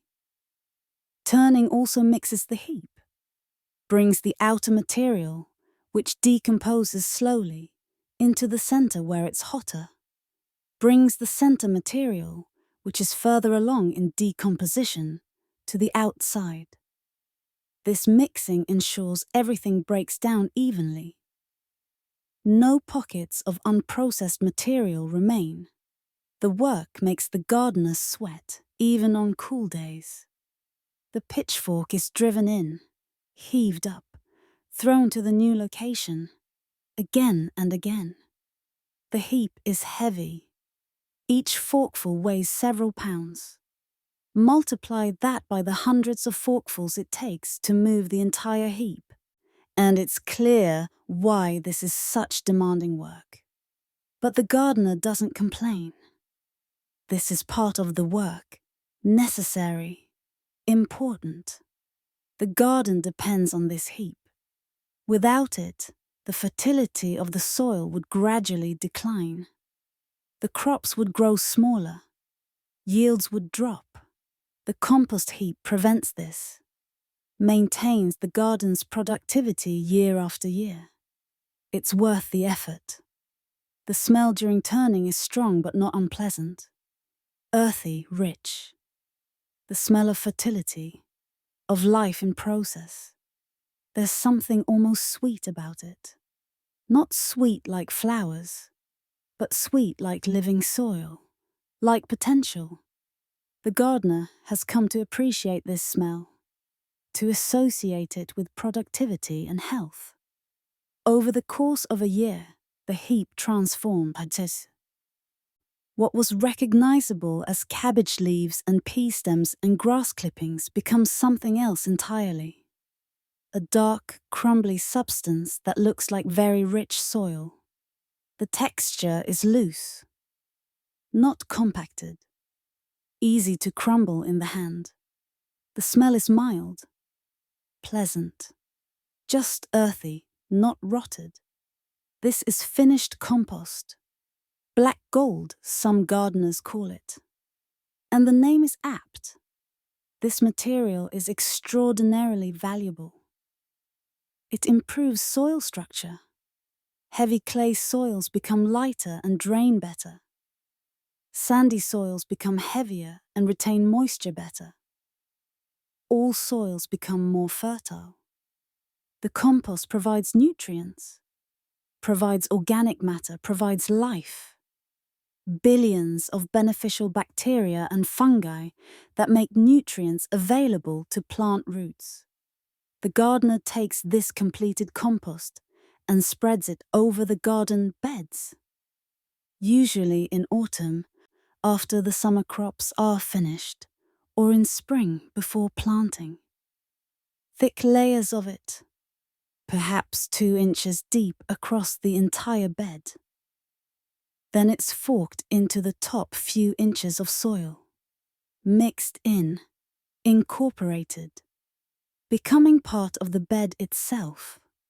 The transformation is gradual but real. A bed that receives compost every year becomes darker, more crumbly, more alive. Worms multiply in it. Plants grow more vigorously. Yields increase. The soil becomes what gardeners call good soil. Rich, productive, a pleasure to work with. This is how the garden feeds itself. The plants grow, are harvested, and their remains return to become food for new plants. The cycle continues. Has continued for longer than the gardener has been alive. Will continue after they're gone. The gardener sometimes thinks about this, about being part of something so much larger and older than themselves, about how the work they do connects them to every gardener who came before, and to every gardener who will come after. The compost heap is a symbol of this continuity, this cycle, this refusal of waste. Everything returns. Everything continues. Nothing is truly lost. But mostly the gardener doesn't think about it in such grand terms. Mostly they just fork the compost onto the beds, rake it smooth, and plant the next crop. The philosophy is in the action. The meaning is in the doing. The cycle continues because gardeners continue it. Generation after generation, adding to the heap, turning the heap, spreading the finished compost, growing the crops, returning the waste. An endless loop of fertility and growth. The compost heap is humble, unbeautiful, often ignored by visitors who find it unsightly or smelly. But the gardener knows its worth, knows that without this heap, the garden would gradually decline, that this pile of rotting vegetation is actually a powerhouse of fertility, a factory of nutrients, a bank account of soil health. And so, the gardener tends it, adds to it, turns it, uses it, and begins the cycle again. The compost that will be spread next year is being built now, layer by layer, addition by addition. The slow transformation always happening. Death becoming life. Endings becoming beginnings. The most fundamental truth of the garden made visible in a pile of rotting plants. Not everything in the garden goes according to plan. The gardener accepts this, expects it even, has learned over years of tending this plot that nature is not entirely controllable, no matter how much knowledge or skill one possesses. The garden is a collaboration, not a domination. The gardener proposes, but the weather, the pests, the diseases, the countless variables beyond control all have their say in what actually happens. This acceptance doesn't mean resignation. The gardener still works to prevent problems, still acts quickly when issues arise. But there's a fundamental understanding that perfection is impossible, that some losses are inevitable, that patience and persistence matter more than any single action. Aphids arrive in early summer, tiny green insects, barely visible individually, but gathered in such numbers that they cover entire stems. They appear first on the broad beans. The gardener notices them one morning. Where yesterday the stem tips were clean, today they're clustered with small green bodies. Hundreds of them, maybe thousands, on a single plant. Aphids suck sap from the plants. They insert their needle-like mouthparts into the soft stem tissue and drink. One aphid doesn't do much damage, but hundreds of them, all sucking simultaneously, can weaken a plant considerably. The affected stems grow distorted, the leaves curl. The plant's vigor declines. The gardener's first response is selective pruning. The worst affected parts are pinched off and dropped into a bucket. These will be burned, not composted. Burning kills the aphids completely. Composting might allow some to survive, or their eggs to survive, creating problems later. This pruning removes perhaps a tenth of each plant. Not ideal, but manageable. The beans can afford to lose some growth. They're vigorous plants. They'll recover. But removing the visible colonies doesn't solve the problem. More aphids appear over the following days. The gardener checks the beans daily now, pinching off new clusters as they form. This is time-consuming work, but it's effective, at least partially. It keeps the infestation from overwhelming the plants completely. Then, about a week after the aphids first appeared, the gardener notices something else. Ladybirds have arrived. Small, red beetles with black spots. The gardener sees one walking along a bean stem, then another, then several more. By the next day, the beans are crawling with ladybirds. This is excellent news. Ladybirds are voracious aphid predators. A single ladybird can eat 50 aphids in a day, maybe more. The gardener watches one feeding. The ladybird approaches an aphid, grabs it with its mandibles and consumes it, then moves to the next one. Methodical, efficient, relentless. Within a few days, the aphid population begins to decline noticeably. Within a week, it's almost gone. The ladybirds have done what the gardener could not do. They've controlled the infestation through sheer predatory pressure. The gardener is pleased, but not surprised. This is how it works. Pests arrive. Predators follow. Balance is eventually restored.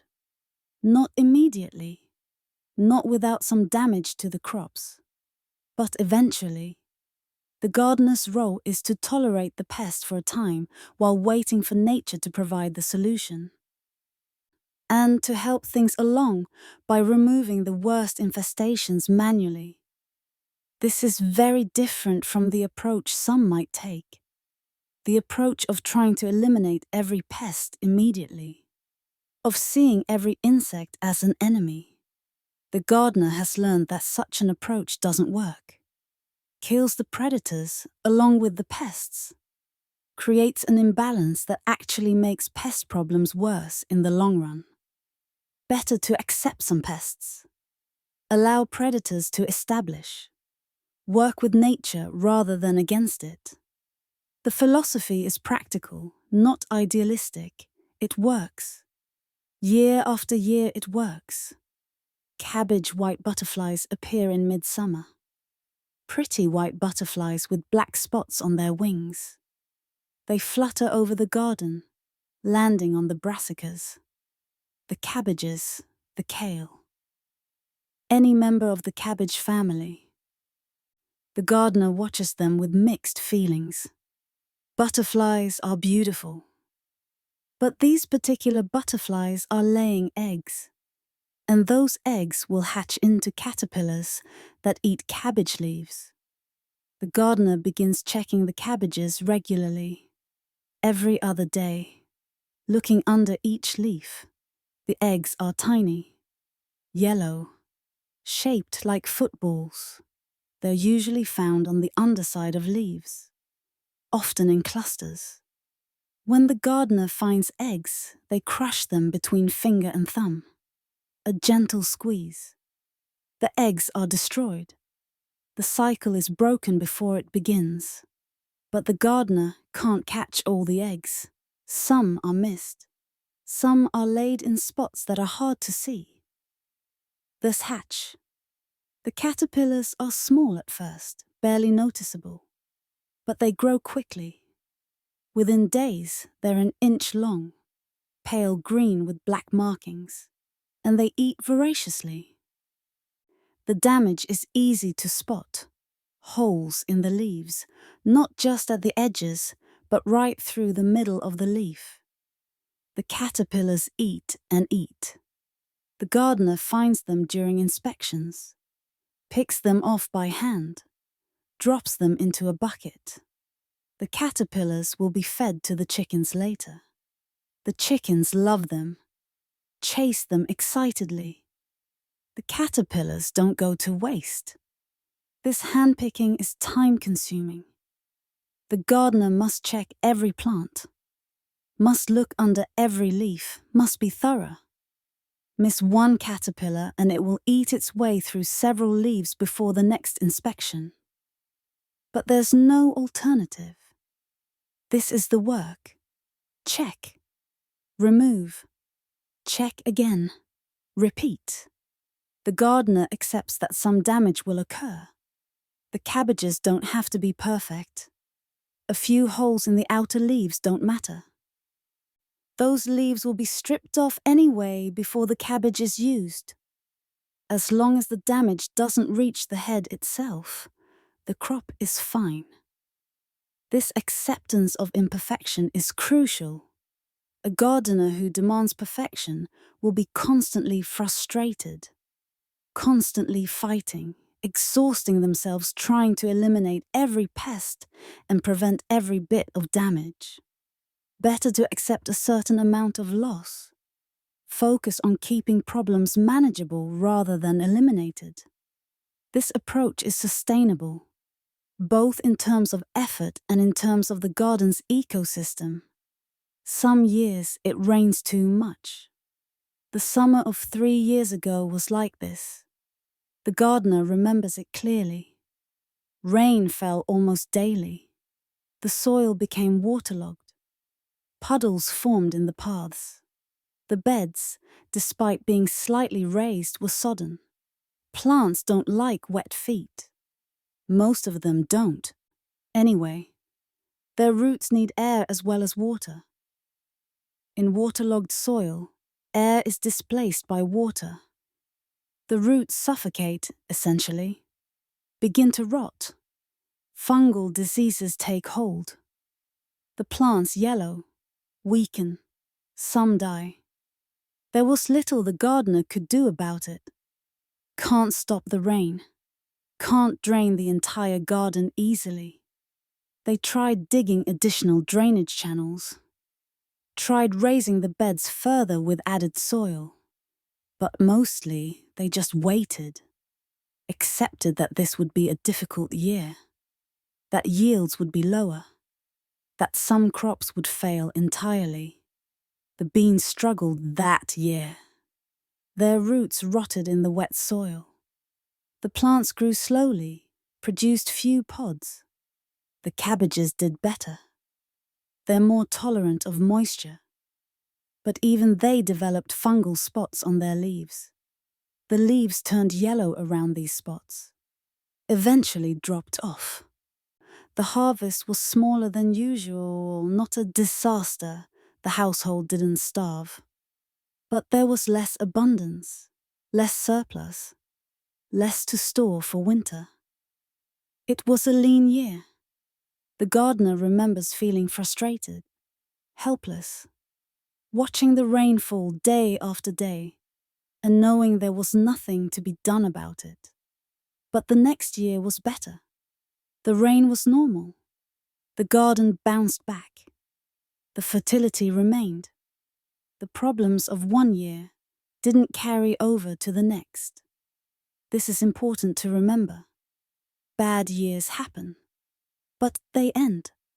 The garden continues. Resilience is built in. Other years, it doesn't rain enough. 2 years ago was like this. A dry summer. The sun shone day after day. The soil cracked. The plants wilted. The gardener carried water until their shoulders ached. Trip after trip to the well. Bucket after bucket poured onto the beds. The plants survived, but barely. They didn't grow as large as in wetter years. The harvest was smaller. Not because of pests or diseases, but simply because of insufficient water. The plants couldn't photosynthesize effectively without adequate moisture, couldn't expand their cells, couldn't grow to their full potential. The gardener remembers being exhausted that year. The constant watering was physically demanding, and it was never quite enough. No matter how much water they carried, the garden needed more. It was like trying to fill a bucket with a hole in it. Possible, but barely. Still, they persisted. Carried water daily, sometimes twice daily. Prioritized which plants got water first.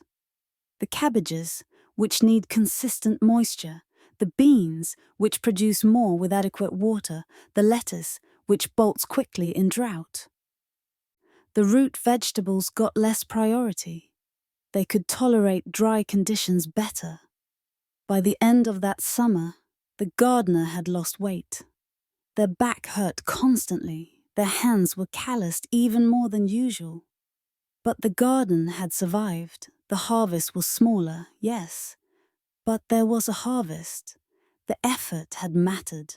The persistence had paid off. Moles tunnel under the garden periodically. The gardener finds evidence of their work. Small mounds of soil pushed up from below. Molehills, they're called. The soil is fine and crumbly, clearly from deep underground. The hills appear overnight. One morning there are none. The next morning there are 3. The day after, 5 more. The moles are hunting for grubs and beetles that live in the soil. The tunneling is incidental. The moles don't care about the garden. They're just going about their business, which happens to involve digging through the gardener's workspace. The molehills are annoying. They make the paths uneven. The gardener has to flatten them, scoop up the soil, spread it back over the area, tamp it down. This takes time. And the next day, more hills appear. It's a losing battle. But the gardener doesn't try to eliminate the moles. Some gardeners trap them, kill them. But this gardener has learned that moles serve a purpose. They eat grubs, beetle, larvae. Many of these are pests that would damage plant roots. The moles' hunting actually helps the garden, even if their tunneling is annoying. So the gardener accepts them, flattens the molehills, continues working. It's a compromise. The garden ecosystem includes creatures the gardener doesn't control. That's just reality. Fighting reality is exhausting. Accepting it and adapting is easier. Rabbits squeeze through gaps in the fence despite the gardener's best efforts. The wattle fence that surrounds the garden is well made and well maintained. But rabbits are determined. They find weak spots, dig under, squeeze through, get inside. Once inside, they eat. Young lettuce plants, tender bean shoots, the tops of carrots. They're not picky. They'll eat almost anything green and tender. The damage is obvious. Plants that were healthy yesterday are stripped to stubs today. The rabbits feed at night, so the gardener never sees them, just finds the evidence in the morning. The gardener's response is to reinforce the fence. Check it daily for weak spots. Push stones into the ground at the base, where rabbits might dig under. Weave additional withies into any gaps. Make it harder for them to get in, but some still manage. Rabbits are persistent. When they do get in, the gardener sighs, repairs the damage as best they can, and plants more lettuce. There's always more to plant. The garden has capacity. A few rabbit-eaten seedlings aren't the end of the world. The philosophy is the same as with other pests. You can't eliminate every problem. You can only manage them. Keep them from becoming overwhelming. The garden can tolerate some losses. The gardener's job is to make sure the losses stay tolerable. Don't escalate into disaster. Slugs appear after rain, leaving silver trails across the soil. They hide during the day under leaves, under stones, in any cool, damp spot. At night, they emerge and feed. They rasp away at leaves with thousands of tiny teeth arranged on their tongue like radulus eyes. The damage is distinctive. Irregular holes in leaves, slime trails everywhere. Young seedlings eaten completely, leaving just a stem stub. The gardener's main defense against slugs is handpicking. In the evening, when the sun has set and slugs are beginning to emerge, the gardener walks through the garden with a lamp and a bucket of salty water. The lamp casts flickering light over the beds. The gardener looks under cabbage leaves, along the stems of beans, anywhere slugs might be feeding. When a slug is spotted, the gardener picks it up and drops it into the bucket. The salt kills them quickly. It's not pleasant work. The slugs are slimy. They leave residue on the gardener's fingers. But it's effective. A single evening's collection might yield dozens of slugs, maybe more. That's dozens that won't be eating crops tomorrow. This work must be done regularly, every few nights through the summer. Otherwise, the slug population build to damaging levels. It's tedious, not something to look forward to, but necessary, part of the endless work of pest management. The garden teaches patience, teaches acceptance, teaches that not everything can be controlled. But that steady effort makes a difference even so.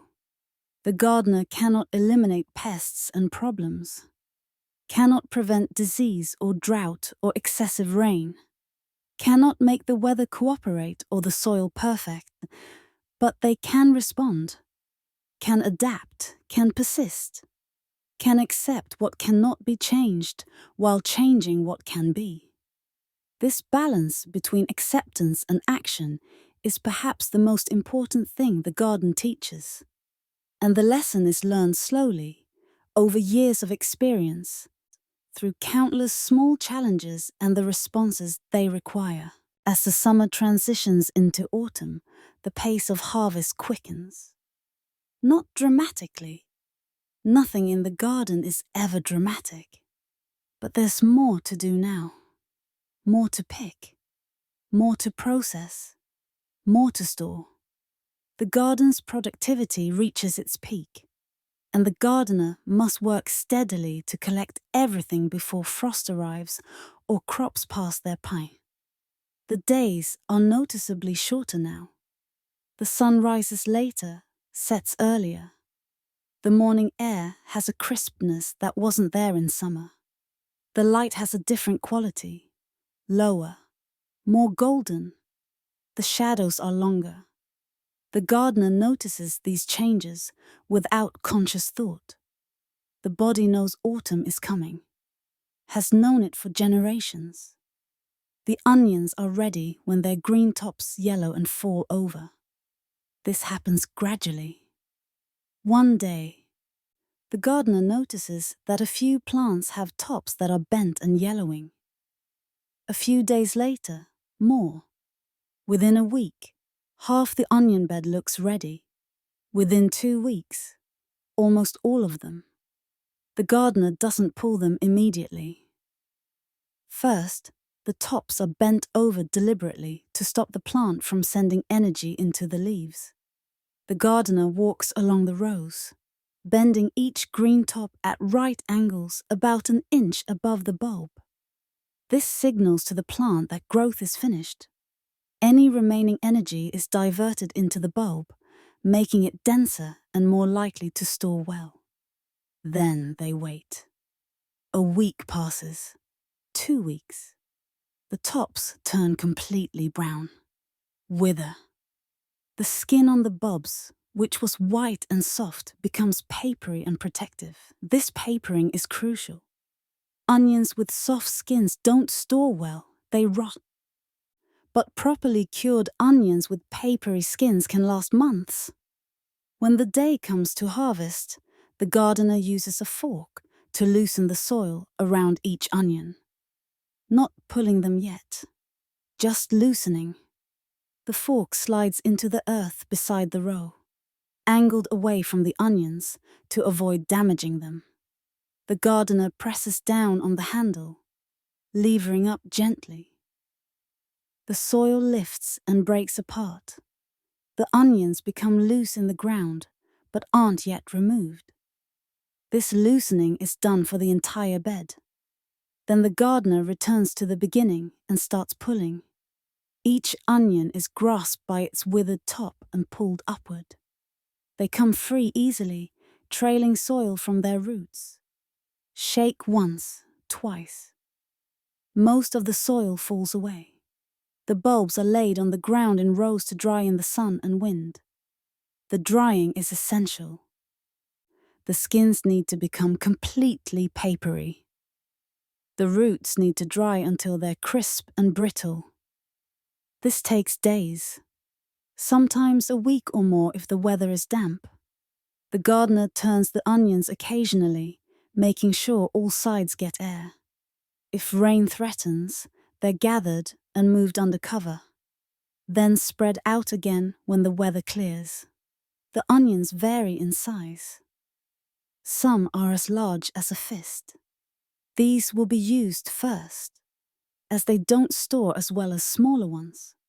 Some are medium-sized. These are the best keepers.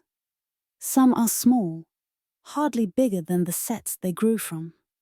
These will be saved for planting next year.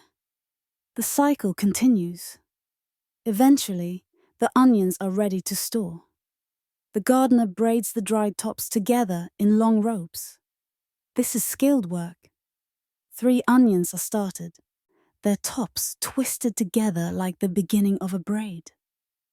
Then more onions are added, one at a time, their tops woven into the braid. The result is a rope of onions, each bulb hanging separately, the whole thing perhaps 6 feet long. These ropes are hung from rafters in the storage shed. The shed is cool and dry and dark, perfect for onion storage. The onions hang there through autumn and winter and into spring. When one is needed, the gardener pulls it from the rope. The onions keep remarkably well this way. Some begin to sprout by late spring, but most remain firm and usable for many months. Carrots are lifted with even more care than onions. The fork slides into the soil beside the row, but further from the carrots. Carrots snap easily. Pull them with force and they break, leaving half still in the ground. So the gardener levers up very gently, barely, just enough to loosen the soil. Then they grasp the green tops close to where they meet the root. Pull straight up with steady pressure. The carrot slides free, long and orange and often oddly shaped. Carrots rarely grow perfectly straight. They grow around stones, fork into strange shapes if they encounter an obstruction. Some look like twisted orange fingers, some like orange fists. The gardener doesn't mind. They all taste the same. All keep equally well.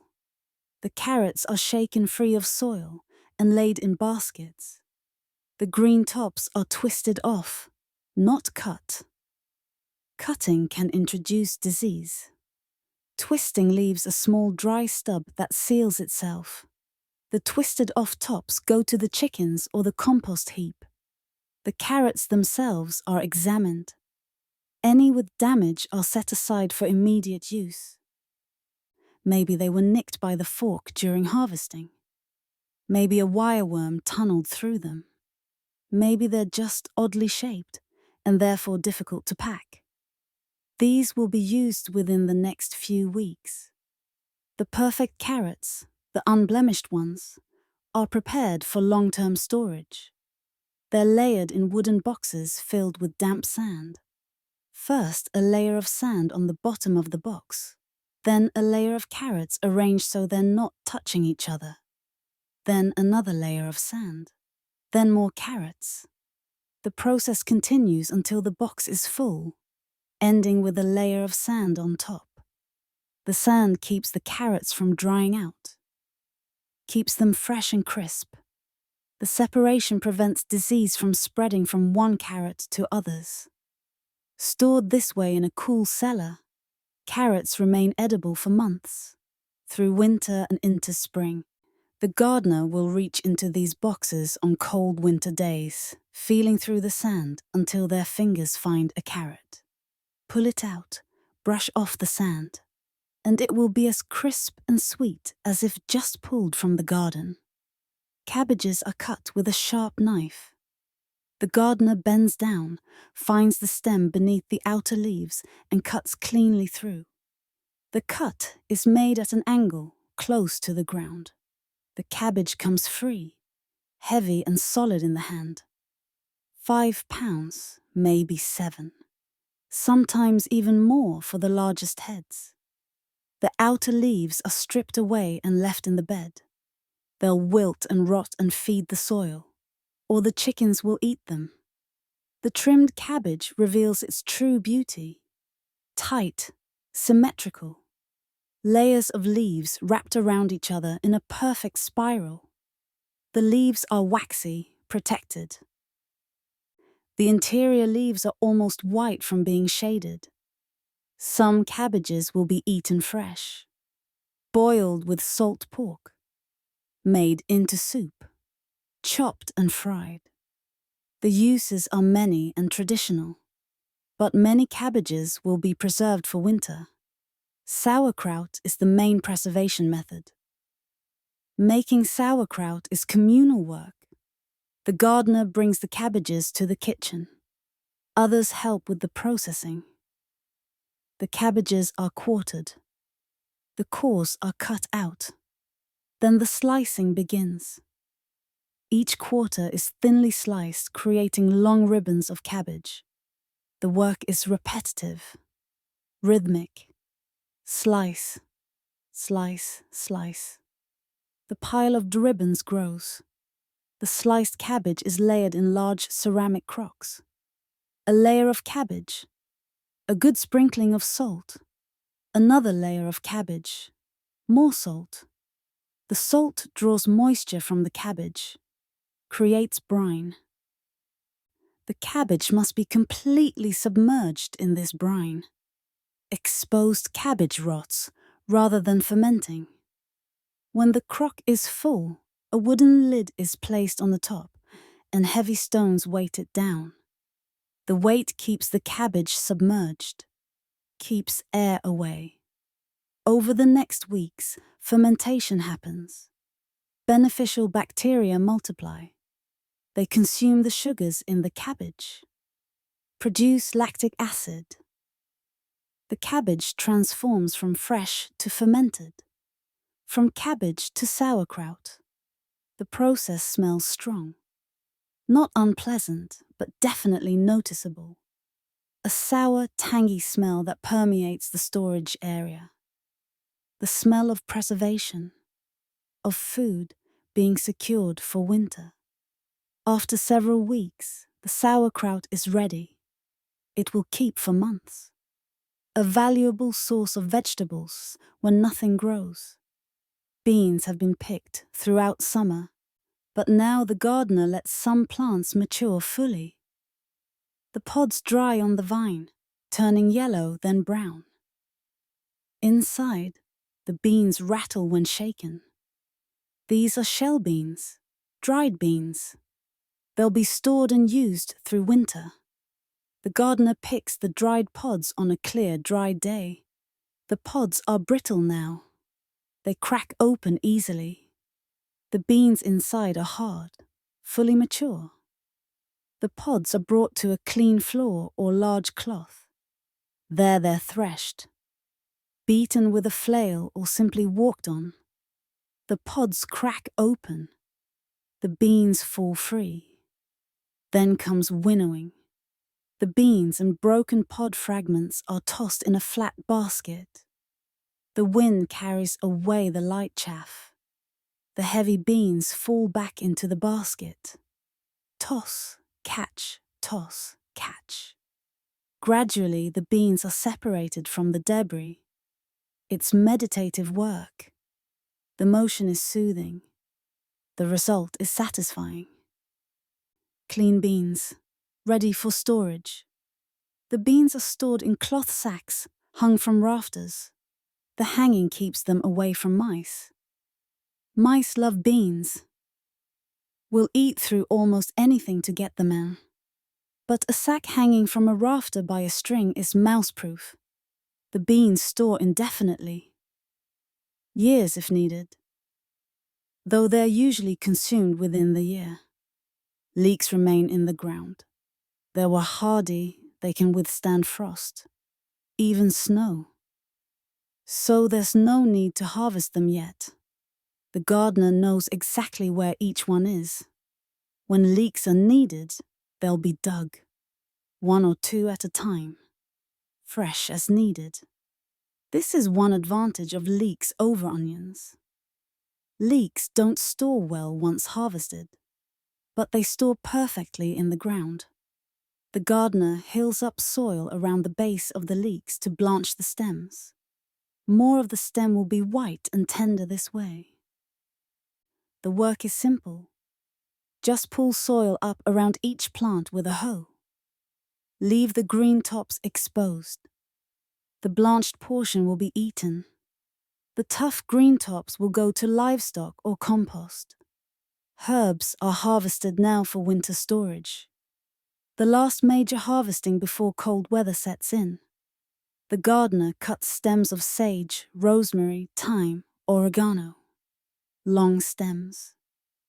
These are tied in bunches and hung in the still room or kitchen to dry. The bunches hang from the rafters. The room fills with their scent. As they dry, the scent intensifies, then gradually fades as the oils become fixed in the dried leaves. When fully dry, the leaves are stripped from the stems and stored in cloth bags or wooden containers. Labeled somehow, by position, by bag type, by some system the gardener knows. Dried herbs are used all winter, in cooking, in medicine. They're essential for a well-provisioned household. The last of the summer vegetables are cleared away. Pea vines that have stopped producing, bean plants that have finished, lettuce that has bolted. The tired, spent plants are pulled up and added to the compost heap. They've served their purpose, given their harvest. Now they return to the cycle. The beds begin to look emptier. The lushness of summer fades. But the gardener's storage areas are full. The shed contains sacks of dried beans, boxes of carrots in sand, ropes of onions hanging from rafters. The root cellar holds crocks of sauerkraut, barrels of apples and pears from the orchard. The work of summer, preserved for winter. This is satisfaction of a deep kind, not the satisfaction of a task completed, but the satisfaction of provision made, of working with the seasons, of ensuring that there will be food when food doesn't grow. The harvest is not just about collecting crops. It's about security, about making it through the months ahead, about survival made possible through planning and work. The gardener stands in the storage shed, looking at the results of months of labor. The onions hanging overhead, the baskets of root vegetables, the sacks of beans, everything organized, everything in its place, everything representing hours of work. Seed selection, soil preparation, planting, tending, watering, weeding, harvesting, processing, storing. The chain of work that connects spring to winter. The chain that has sustained humans for thousands of years. The chain that this gardener is a small but essential link in. Tomorrow will bring more work. There's always more work. But tonight, there's this moment of satisfaction, this survey of abundance, this knowledge that the work mattered, that the garden provided, that winter can be faced with confidence. The gardener closes the shed door, latches it, and walks home in the gathering darkness, tired but content. Not all plants are harvested for food. Some are allowed to go to seed. This is essential. Without seeds, there will be no garden next year. The practice of saving seeds connects the gardener to the past and the future simultaneously. The seeds they save came from plants that came from seeds saved last year, and the year before, and the year before that. A chain of saving going back generations. The gardener selects the best plants for seed saving. This is crucial. Not just any plant. The best ones, the strongest, the healthiest. The ones that grew most true to type, the ones that showed the characteristics most desired. This selection, repeated year after year, gradually improves the varieties, makes them better adapted to this particular garden, this particular soil, this particular climate. For lettuce, seed saving begins when the plant bolts. Most lettuce is harvested before it bolts, before it sends up a flower stalk. But the gardener allows a few plants to continue growing. These are plants that were slow to bolt, that remained in good eating condition longer than others. This is a desirable trait. So these are the plants chosen for seed. The bolted lettuce sends up a tall stalk, 2 feet, sometimes 3. The stalk produces branches. The branches produce flowers, small yellow flowers, like tiny dandelions. They open in the morning, close in the afternoon. Bees visit them. The flowers are pollinated.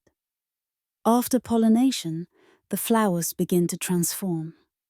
Each flower produces many seeds. The seeds are attached to tiny parachutes, like dandelion seeds. The gardener watches and waits. The seeds need to mature on the plant. If harvested too early, they won't be viable, won't germinate next year. The key is timing. Too early and the seeds aren't ready. Too late and they blow away on the wind. The gardener checks the seed heads regularly, feels them. When they're dry and the seeds separate easily, it's time. The gardener cuts the seed heads and brings them inside, places them in a basket or on a cloth. Over the next few days, the remaining moisture evaporates. The seeds continue to dry. When fully dry, the gardener shakes the seed heads over a bowl. The seeds fall out, light, tiny, almost like dust, each one capable of growing into a new lettuce plant. The chaff, the dried flower parts, is blown away. The gardener holds the bowl up and gently blows across the surface. The light chaff flies away. The heavier seeds stay in the bowl. The process is repeated until only clean seeds remain. These are stored in a small cloth bag or leather pouch, labeled somehow. Lettuce seeds.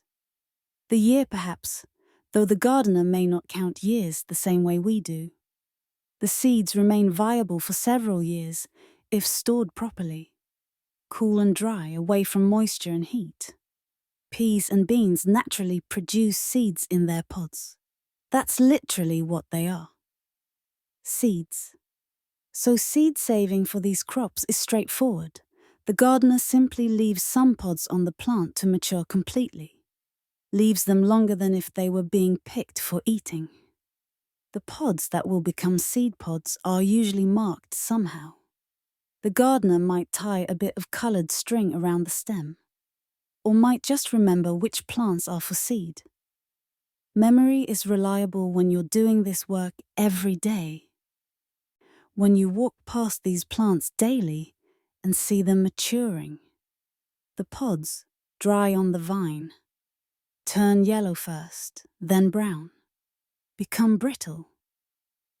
Inside, the peas or beans rattle when the pod is shaken. This rattling is the signal. The seeds are dry, ready to harvest. The gardener picks these pods on a dry day, never when it's damp. Moisture causes mold. The pods are brought inside, spread on a table or cloth, left to dry completely for a few more days. Better too dry than not dry enough. Then the pods are opened. The peas or beans are removed.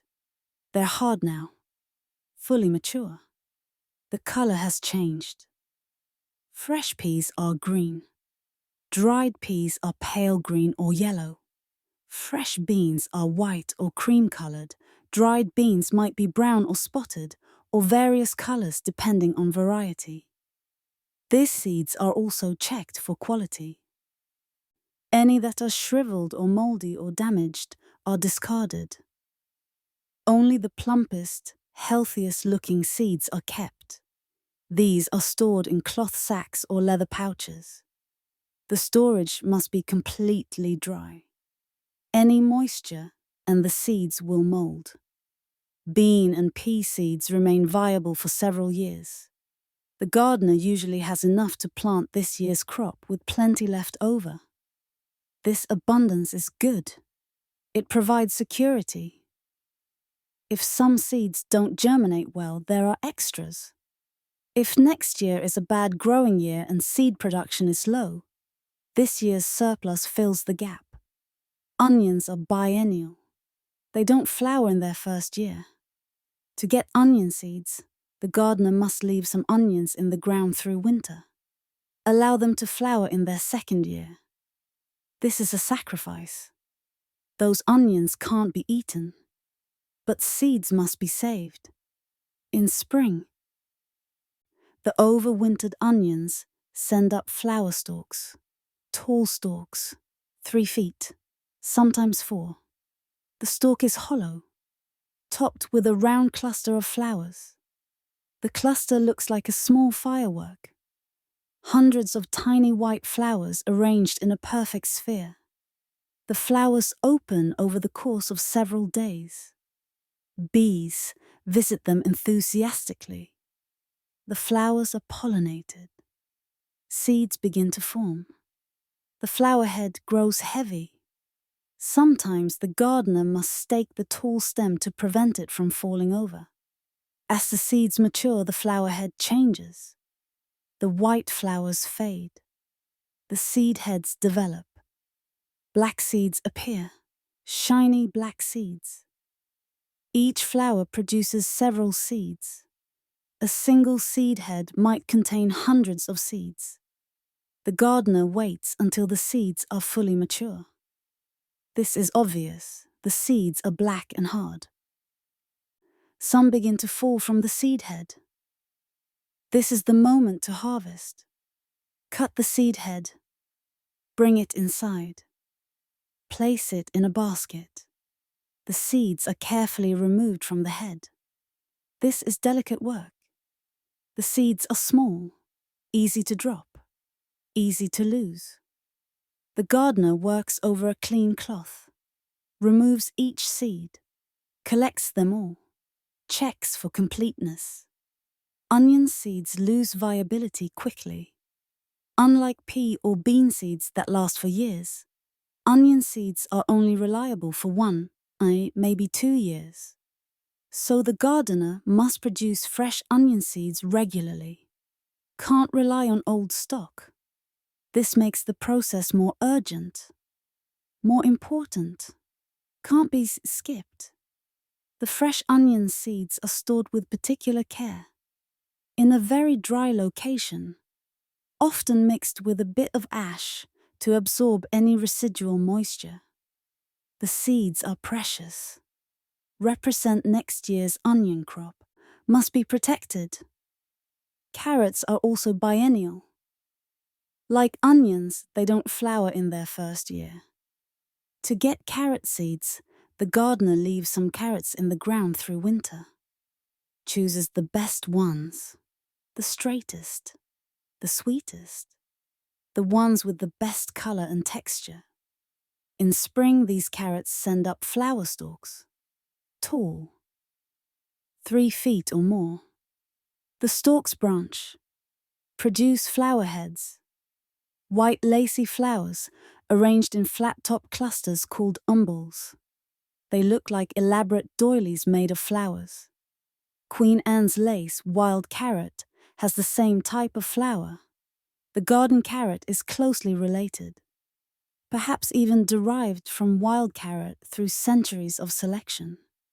The flowers are beautiful.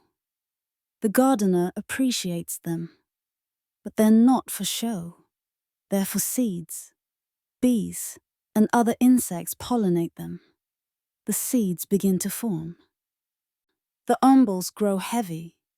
As the seeds mature, the umbel changes. The flowers fade. The umbel contracts, curling inward. The seeds develop inside. Each tiny flower produces 2 seeds. The seeds are small, covered in fine hairs, lightweight, designed to catch wind and distribute. The gardener harvests the umbels when they're dry, but before the seeds scatter. This timing is tricky. The umbels are cut and brought inside, placed in a basket or hung upside down. Over the next days, they dry completely. Then the gardener rubs the umbels between their hands. The seeds fall free, mixed with chaff and bits of stem. Cleaning carrot seeds is tedious. The seeds are so small and light. The chaff is almost as light. Winnowing helps, but doesn't completely separate them.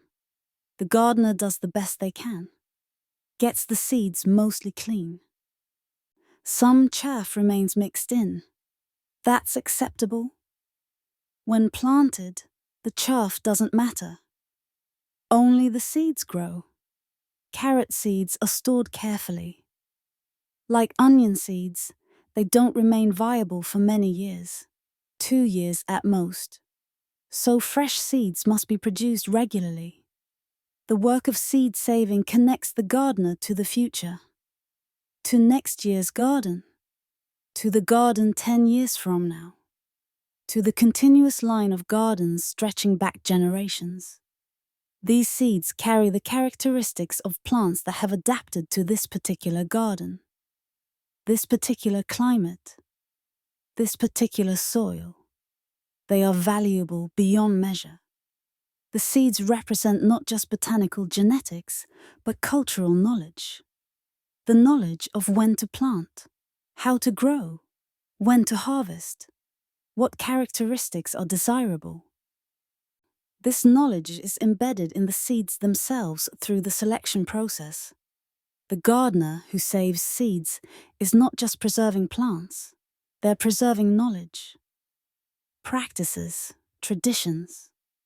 The gardener stores seeds in various containers: leather pouches, cloth bags, small wooden boxes. Each container is identified somehow. The gardener might not write labels.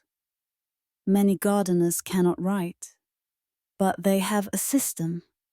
Different sized pouches for different crops, different colored strings tied around them, different locations in the storage area.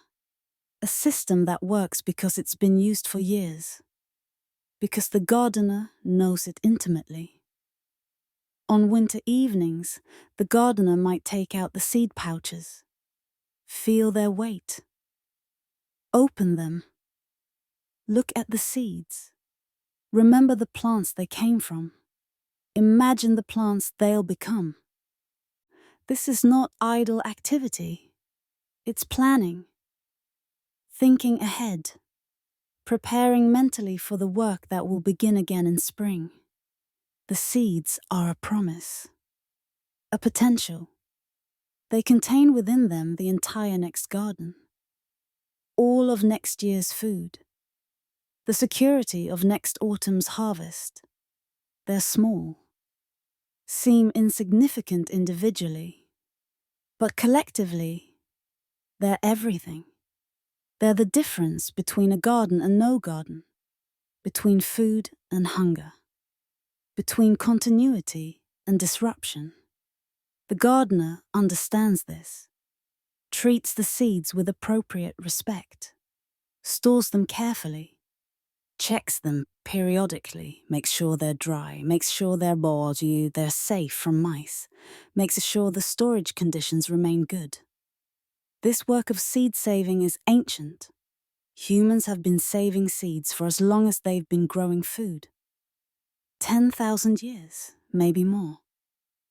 Every gardener who has ever lived has saved seeds or benefited from seeds saved by others. The practice connects this medieval gardener to gardeners across all of history, to gardeners in ancient Egypt, in ancient China, in ancient Mesoamerica, to gardeners who will live centuries in the future. The seeds are a chain linking past and future. The gardener is a temporary custodian of this chain. They received seeds from the previous generation. They'll pass seeds to the next generation. Their role is to maintain quality, to ensure viability, to add their bit of selection and adaptation to the ongoing process of plant improvement. This responsibility is taken seriously even if not articulated. The gardener knows that poor seed saving means poor crops, means hunger, means disruption of the entire system. So they do the work carefully. Select properly, store properly, check regularly. The seeds are too important to be careless with. And when spring comes, when planting time arrives, the gardener will open these pouches and bags, will pour the seeds into their palm, will feel their texture, their weight, will remember saving them, and will plant them with confidence, knowing they're good seeds, from good plants, ready to begin the cycle again. As autumn deepens and the first frosts threaten, the work shifts once more.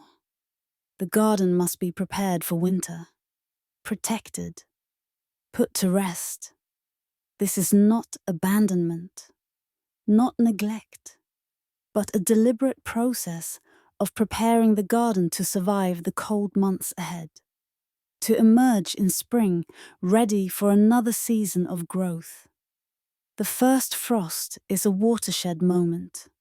It arrives on a clear night when the sky is cloudless and the air is still. Without clouds to hold warmth, the temperature drops. The earth radiates heat into space. By dawn, every surface is white with frost. The grass is crystalline. The garden beds are pale. Every leaf is edged with white. The gardener sees this frost and knows. Summer is over. Autumn is ending. Winter is beginning. The transition is official now. The growing season has closed. What remains is harvest and preparation. Tender plants that won't survive frost are harvested completely. Any beans still producing. The remaining lettuce, the last herbs that aren't winter hardy, these are brought inside, processed, preserved as needed. Some will be eaten fresh in the next days. Some will be dried. Some will be stored. But they must be removed from the garden. They won't survive another frost. The basil turns black with the first frost. The leaves, which were green and fragrant yesterday, are black and wilted today. The plant is dead. The gardener pulls it up, adds it to the compost heap. The tender annuals are finished. They'll be started again from seed next year. But many plants survive frost, are even improved by it. Kale is one of these. The frost converts some of the plant's starches to sugars, makes it sweeter, more tender, better tasting. The gardener leaves the kale in place. It will grow slowly through winter, providing fresh greens even in the coldest months. Parsnips are also improved by frost. Like kale, the cold triggers the conversion of starches to sugars. Parsnips dug before frost are somewhat bland. Parsnips dug after frost are sweet and nutty, so the gardener leaves them in the ground.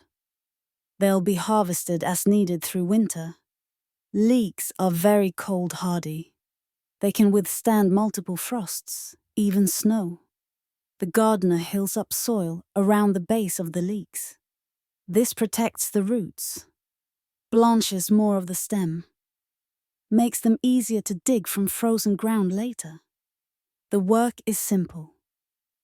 Just pull soil up around each plant with a hoe. Leave the green tops exposed. Brussels sprouts continue to develop after frost. The small cabbage-like heads form along the tall stalks. They are harvested by snapping them off, starting from the bottom of the stalk and working up. The frost improves their flavor, makes them less bitter. The gardener will harvest them through autumn and winter.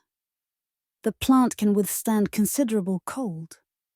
Empty beds are covered for winter.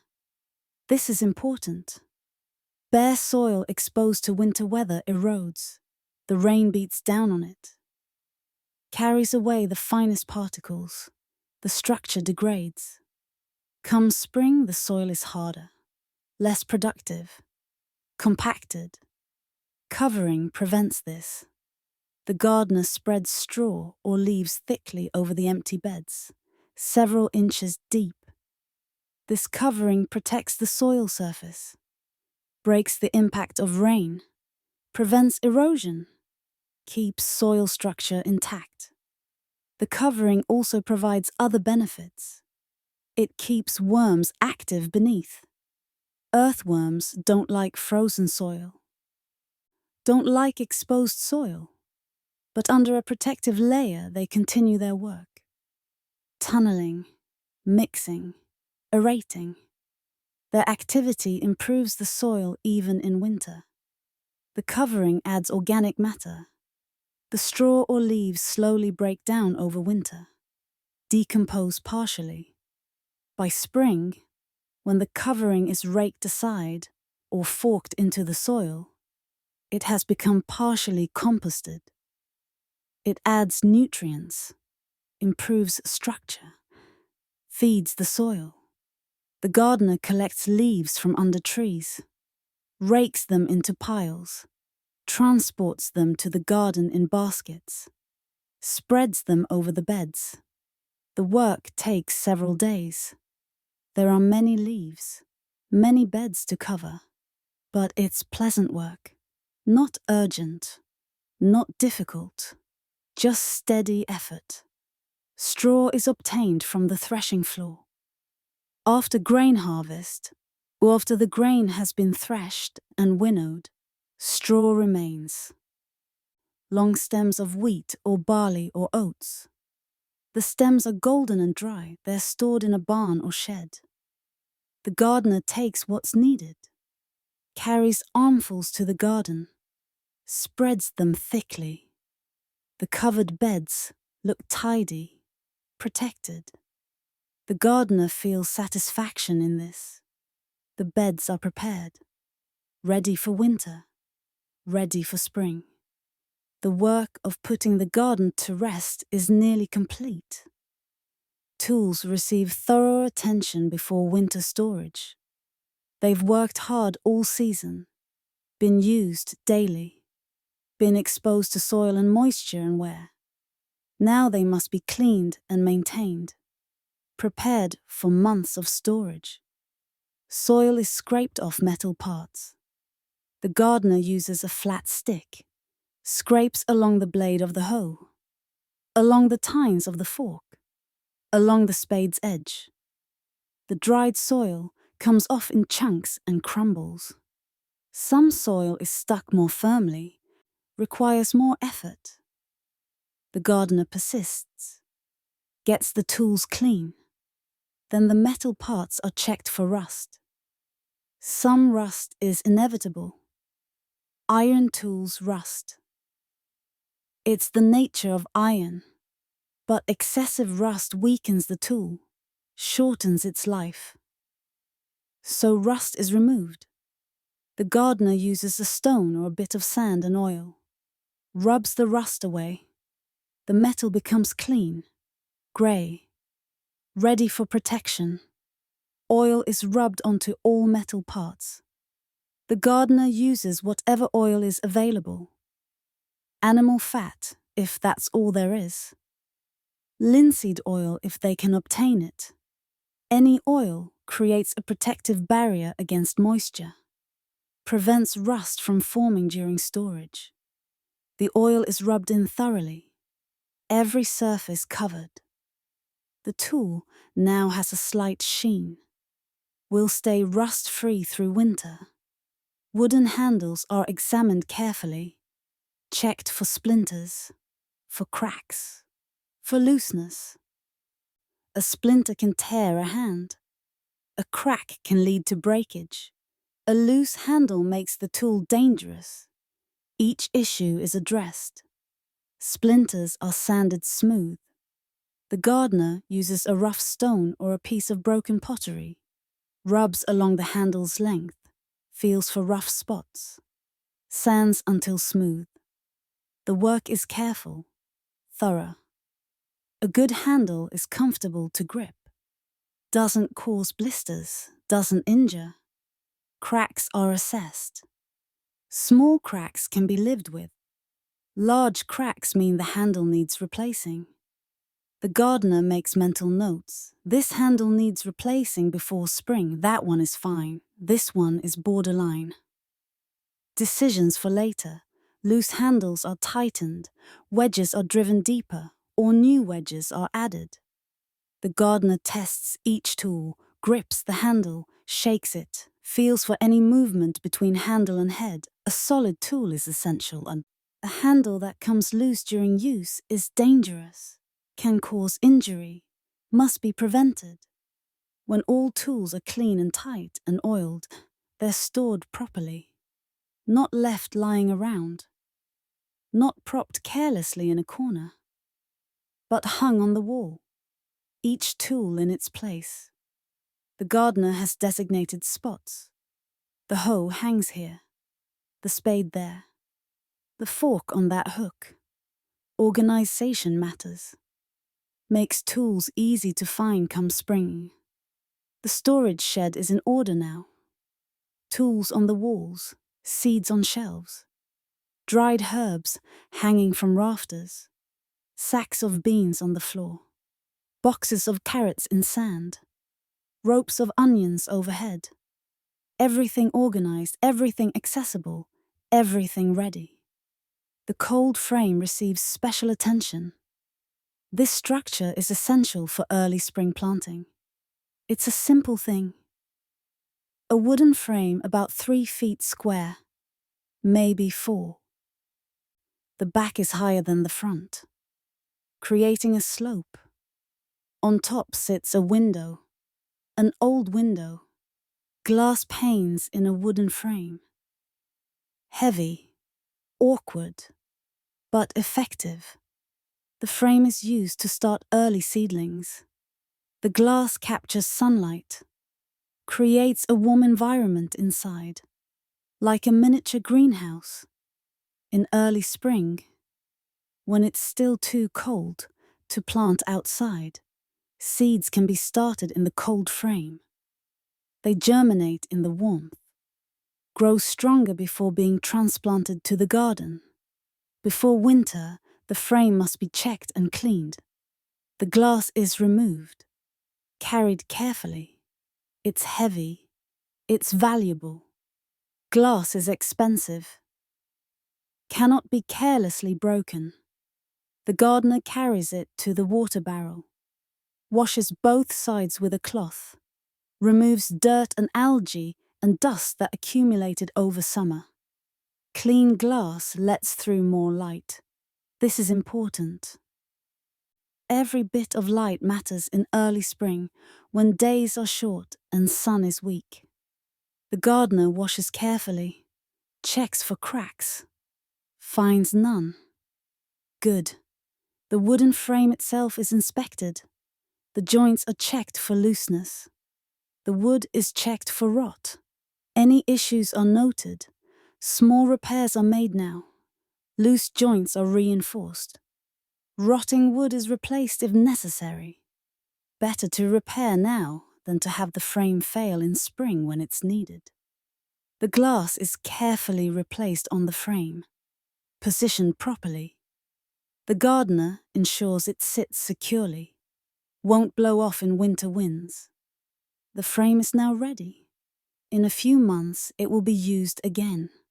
But for now, it simply waits, protected, prepared.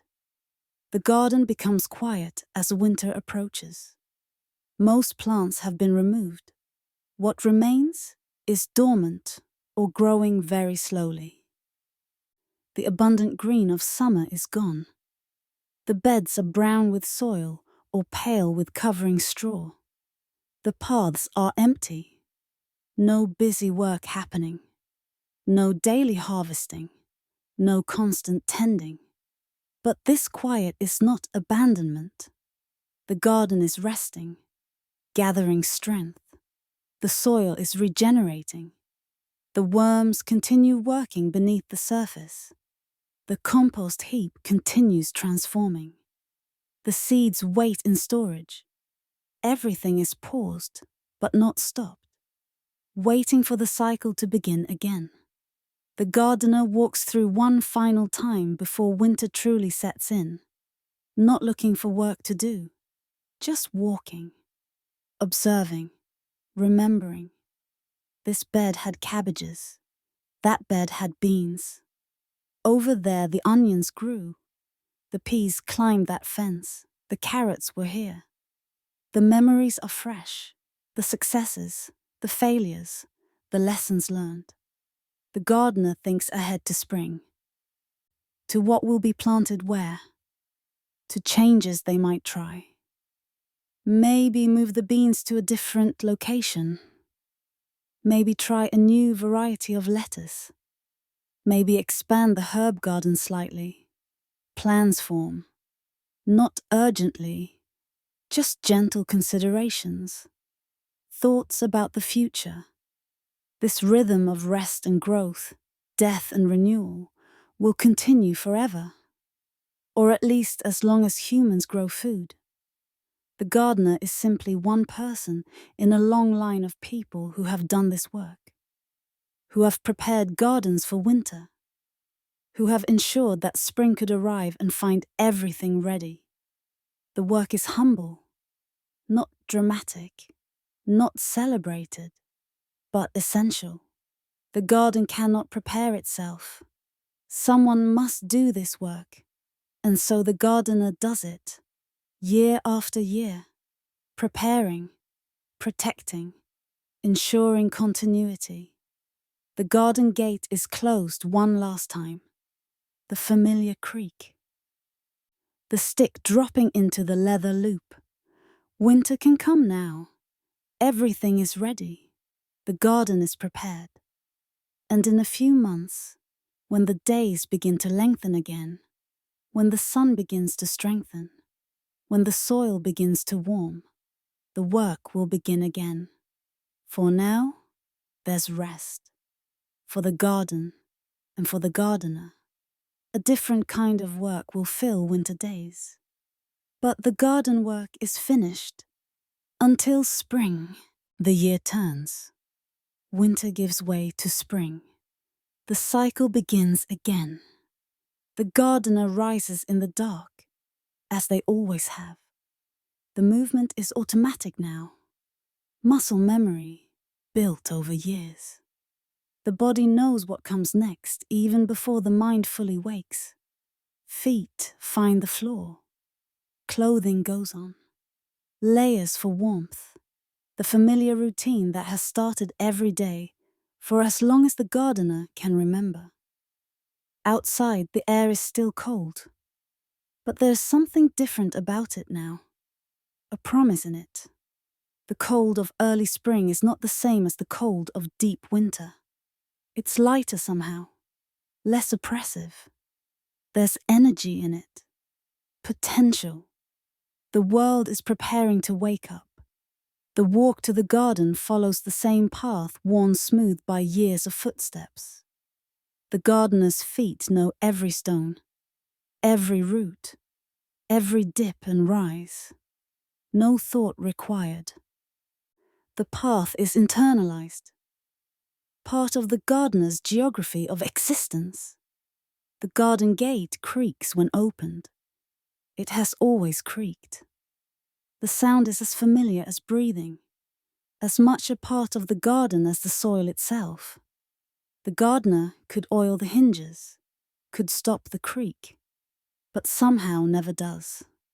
The sound is too familiar now, too much a part of the routine, comforting in its constancy. Inside the garden, signs of spring are everywhere.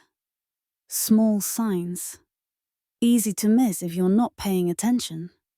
But the gardener pays attention, has learned to pay attention, has learned that noticing these small signs is part of the work. Perhaps the most important part. The soil is different, no longer frozen, no longer sodden with winter moisture. It has a certain texture now, a readiness. When the gardener kneels and presses a hand against it, the soil feels receptive, like it's waiting for something, for seeds, for planting, for the cycle to begin again. The birds are back, or rather, more birds are back. Some never left. The robins stayed through winter, finding what food they could. But now there are more. Different species. Migrants returning. The dawn chorus is richer now. More voices, more songs. The garden fills with birdsong in the early morning. The sound of life returning. of energy building. The first green shoots are appearing in the beds where they're expected. The garlic planted in autumn is sending up its first spears. The perennial herbs are beginning to grow again. The chives are showing green. The lemon balm is sprouting. These plants never died, just went dormant. Now they're returning, proving once again that life continues, that the cycle turns, that what seems dead is often just sleeping. New work waits, but it's the same work that's been done before. Preparing soil, planting seeds, watering, weeding, watching, waiting. The same tasks in the same order following the same seasonal rhythms. Nothing has changed. Everything is familiar. This is both the comfort and the challenge of the work. The endless repetition. The constant return to the same tasks. But the repetition is not meaningless. Each repetition is slightly different.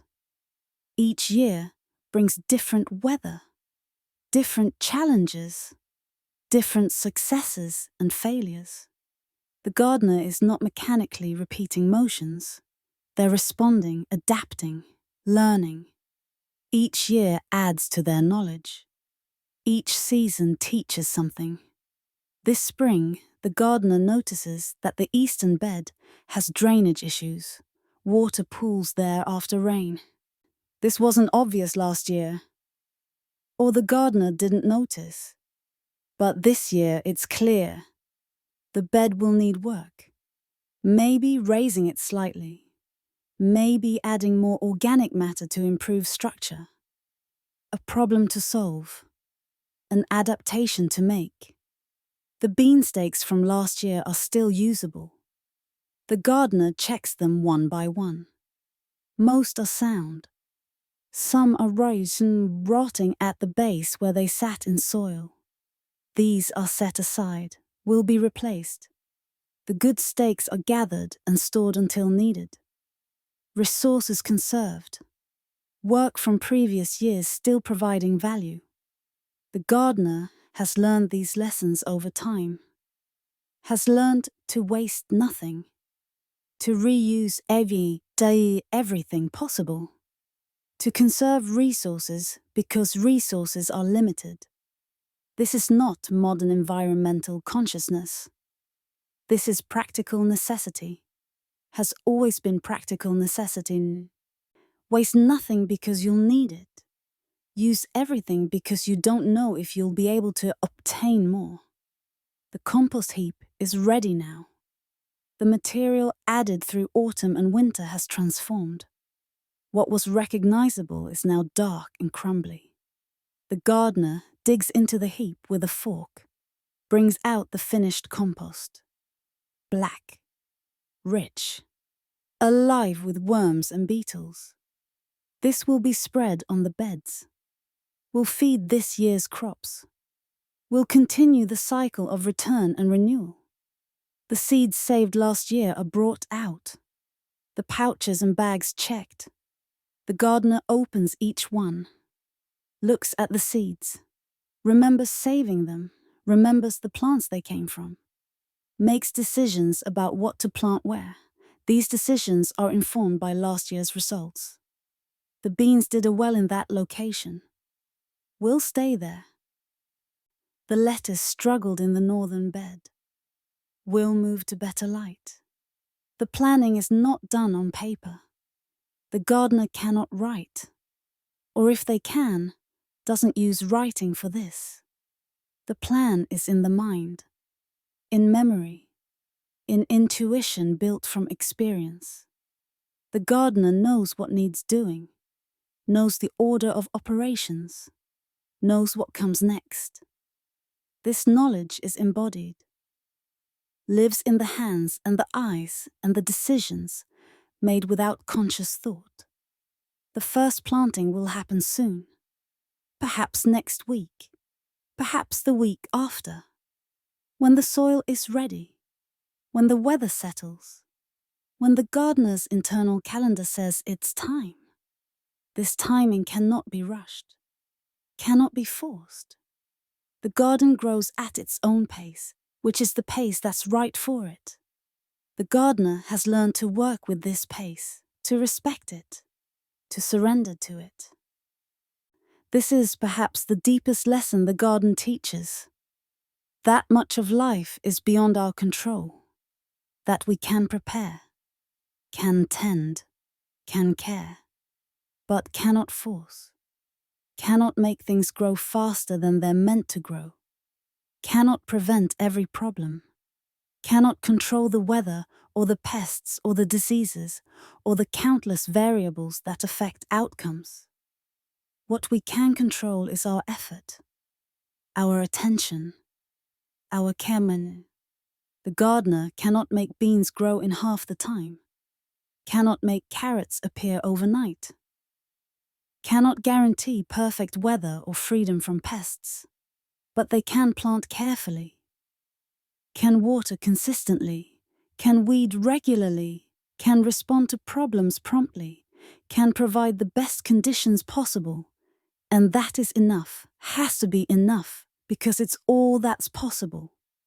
The gardener does the work, plants the seeds, tends the plants, manages the problems, harvests the results, saves the seeds, prepares for winter, rests, and begins again.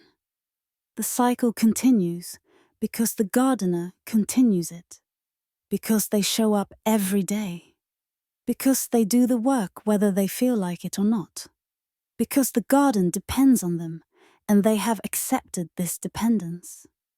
There are no shortcuts, no ways to skip steps, no methods to make everything easier.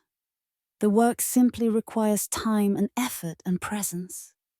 And so, the gardener gives these things, not because they're heroic, not because they're special, but because this is the work. This is what gardeners do, have always done, will always do. The garden teaches acceptance, teaches that not everything will go according to plan, teaches that some years are better than others, teaches that loss is inevitable, but so is renewal, teaches that endings are also beginnings, teaches patience and persistence and humility. But the garden also teaches hope. Every seed planted is an act of hope, of trust that the future will come and the seed will grow, of faith that effort matters, that care produces results, that work done today will pay off months from now. This hope is not naive. It's grounded in experience, proven by results, earned through years of seeing seeds become plants, become food, become seeds again. The gardener stands at the garden gate as morning fully arrives. The sun is up now.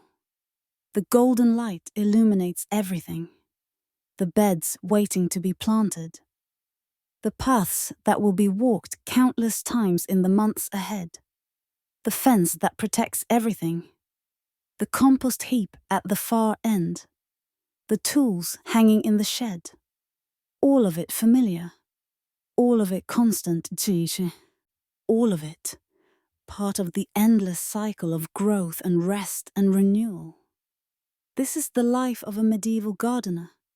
Not exciting, not dramatic, but meaningful in ways that don't require excitement or drama. Meaningful because it's essential, because it produces food, because it maintains knowledge, because it connects past and future, because it continues practices that have sustained humans for thousands of years. Just the quiet satisfaction of work done, of plants tended, of seasons honored, of seeds saved, of cycles continuing. The garden doesn't need grand gestures. It needs daily attention, steady care, patient persistence.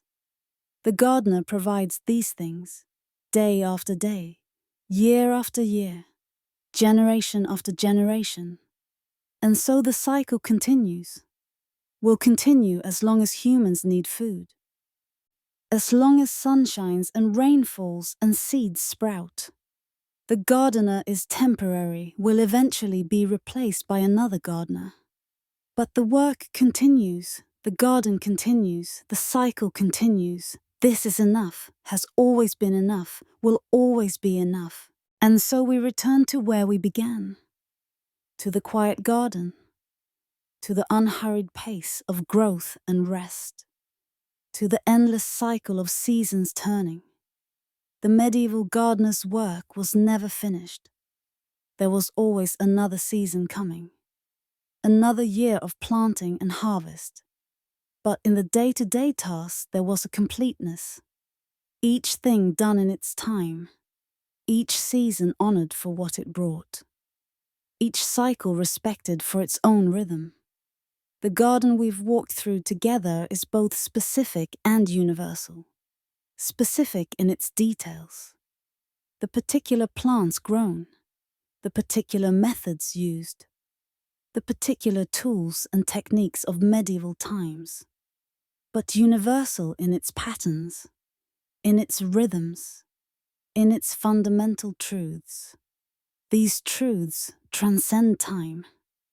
They're both as valid now as they were in the Middle Ages, as valid as they were in ancient times, as valid as they will be in the future. Seeds grow when given what they need. Plants require attention. Patience is necessary. Effort matters. Care produces results. The cycle continues. Perhaps you've found some rest in this journey through the garden. Perhaps the slow pace of this story has helped quiet your own thoughts. This is what gardens do. They slow us down. They teach us to notice, to wait, to accept that good things take time, to find satisfaction in simple work done well, to see value in routines and repetition, to understand that the extraordinary often lives within the ordinary. The garden shows us that much of what matters in life is not dramatic, not exciting, not remarkable in any obvious way. It's the daily showing up, the consistent effort, the attention paid, the care given. These small actions, accumulated over the time, create abundance, create beauty, create life. There's wisdom in soil and seeds, in the way plants grow at their own pace regardless of our impatience, in the way nature provides solutions to problems if we wait and watch, in the way endings become beginnings, in the way death feeds life, in the way nothing is wasted. Everything returns, everything continues. The medieval gardener knew these things not through philosophy, but through doing, through years of hands in soil, through planting and watching and harvesting, through success and failure, through patience earned the hard way. Their knowledge was embodied, practical, tested, real. We've spent these hours together walking through their year, seeing their work, feeling the rhythm of their days, understanding the cycle they participated in, the cycle that connected them to every gardener before and every gardener after, the cycle that made them part of something much larger than themselves. This connection is still available. Gardens still grow, seeds still sprout, plants still need tending. The work is still there for anyone willing to do it. The lessons are still there for anyone willing to learn them. The peace is still there for anyone willing to slow down and notice. Sleep well, rest well. And if you wake tomorrow with the urge to put your hands in soil, to plant something and watch it grow, then the garden has taught you something true, something old, something that matters.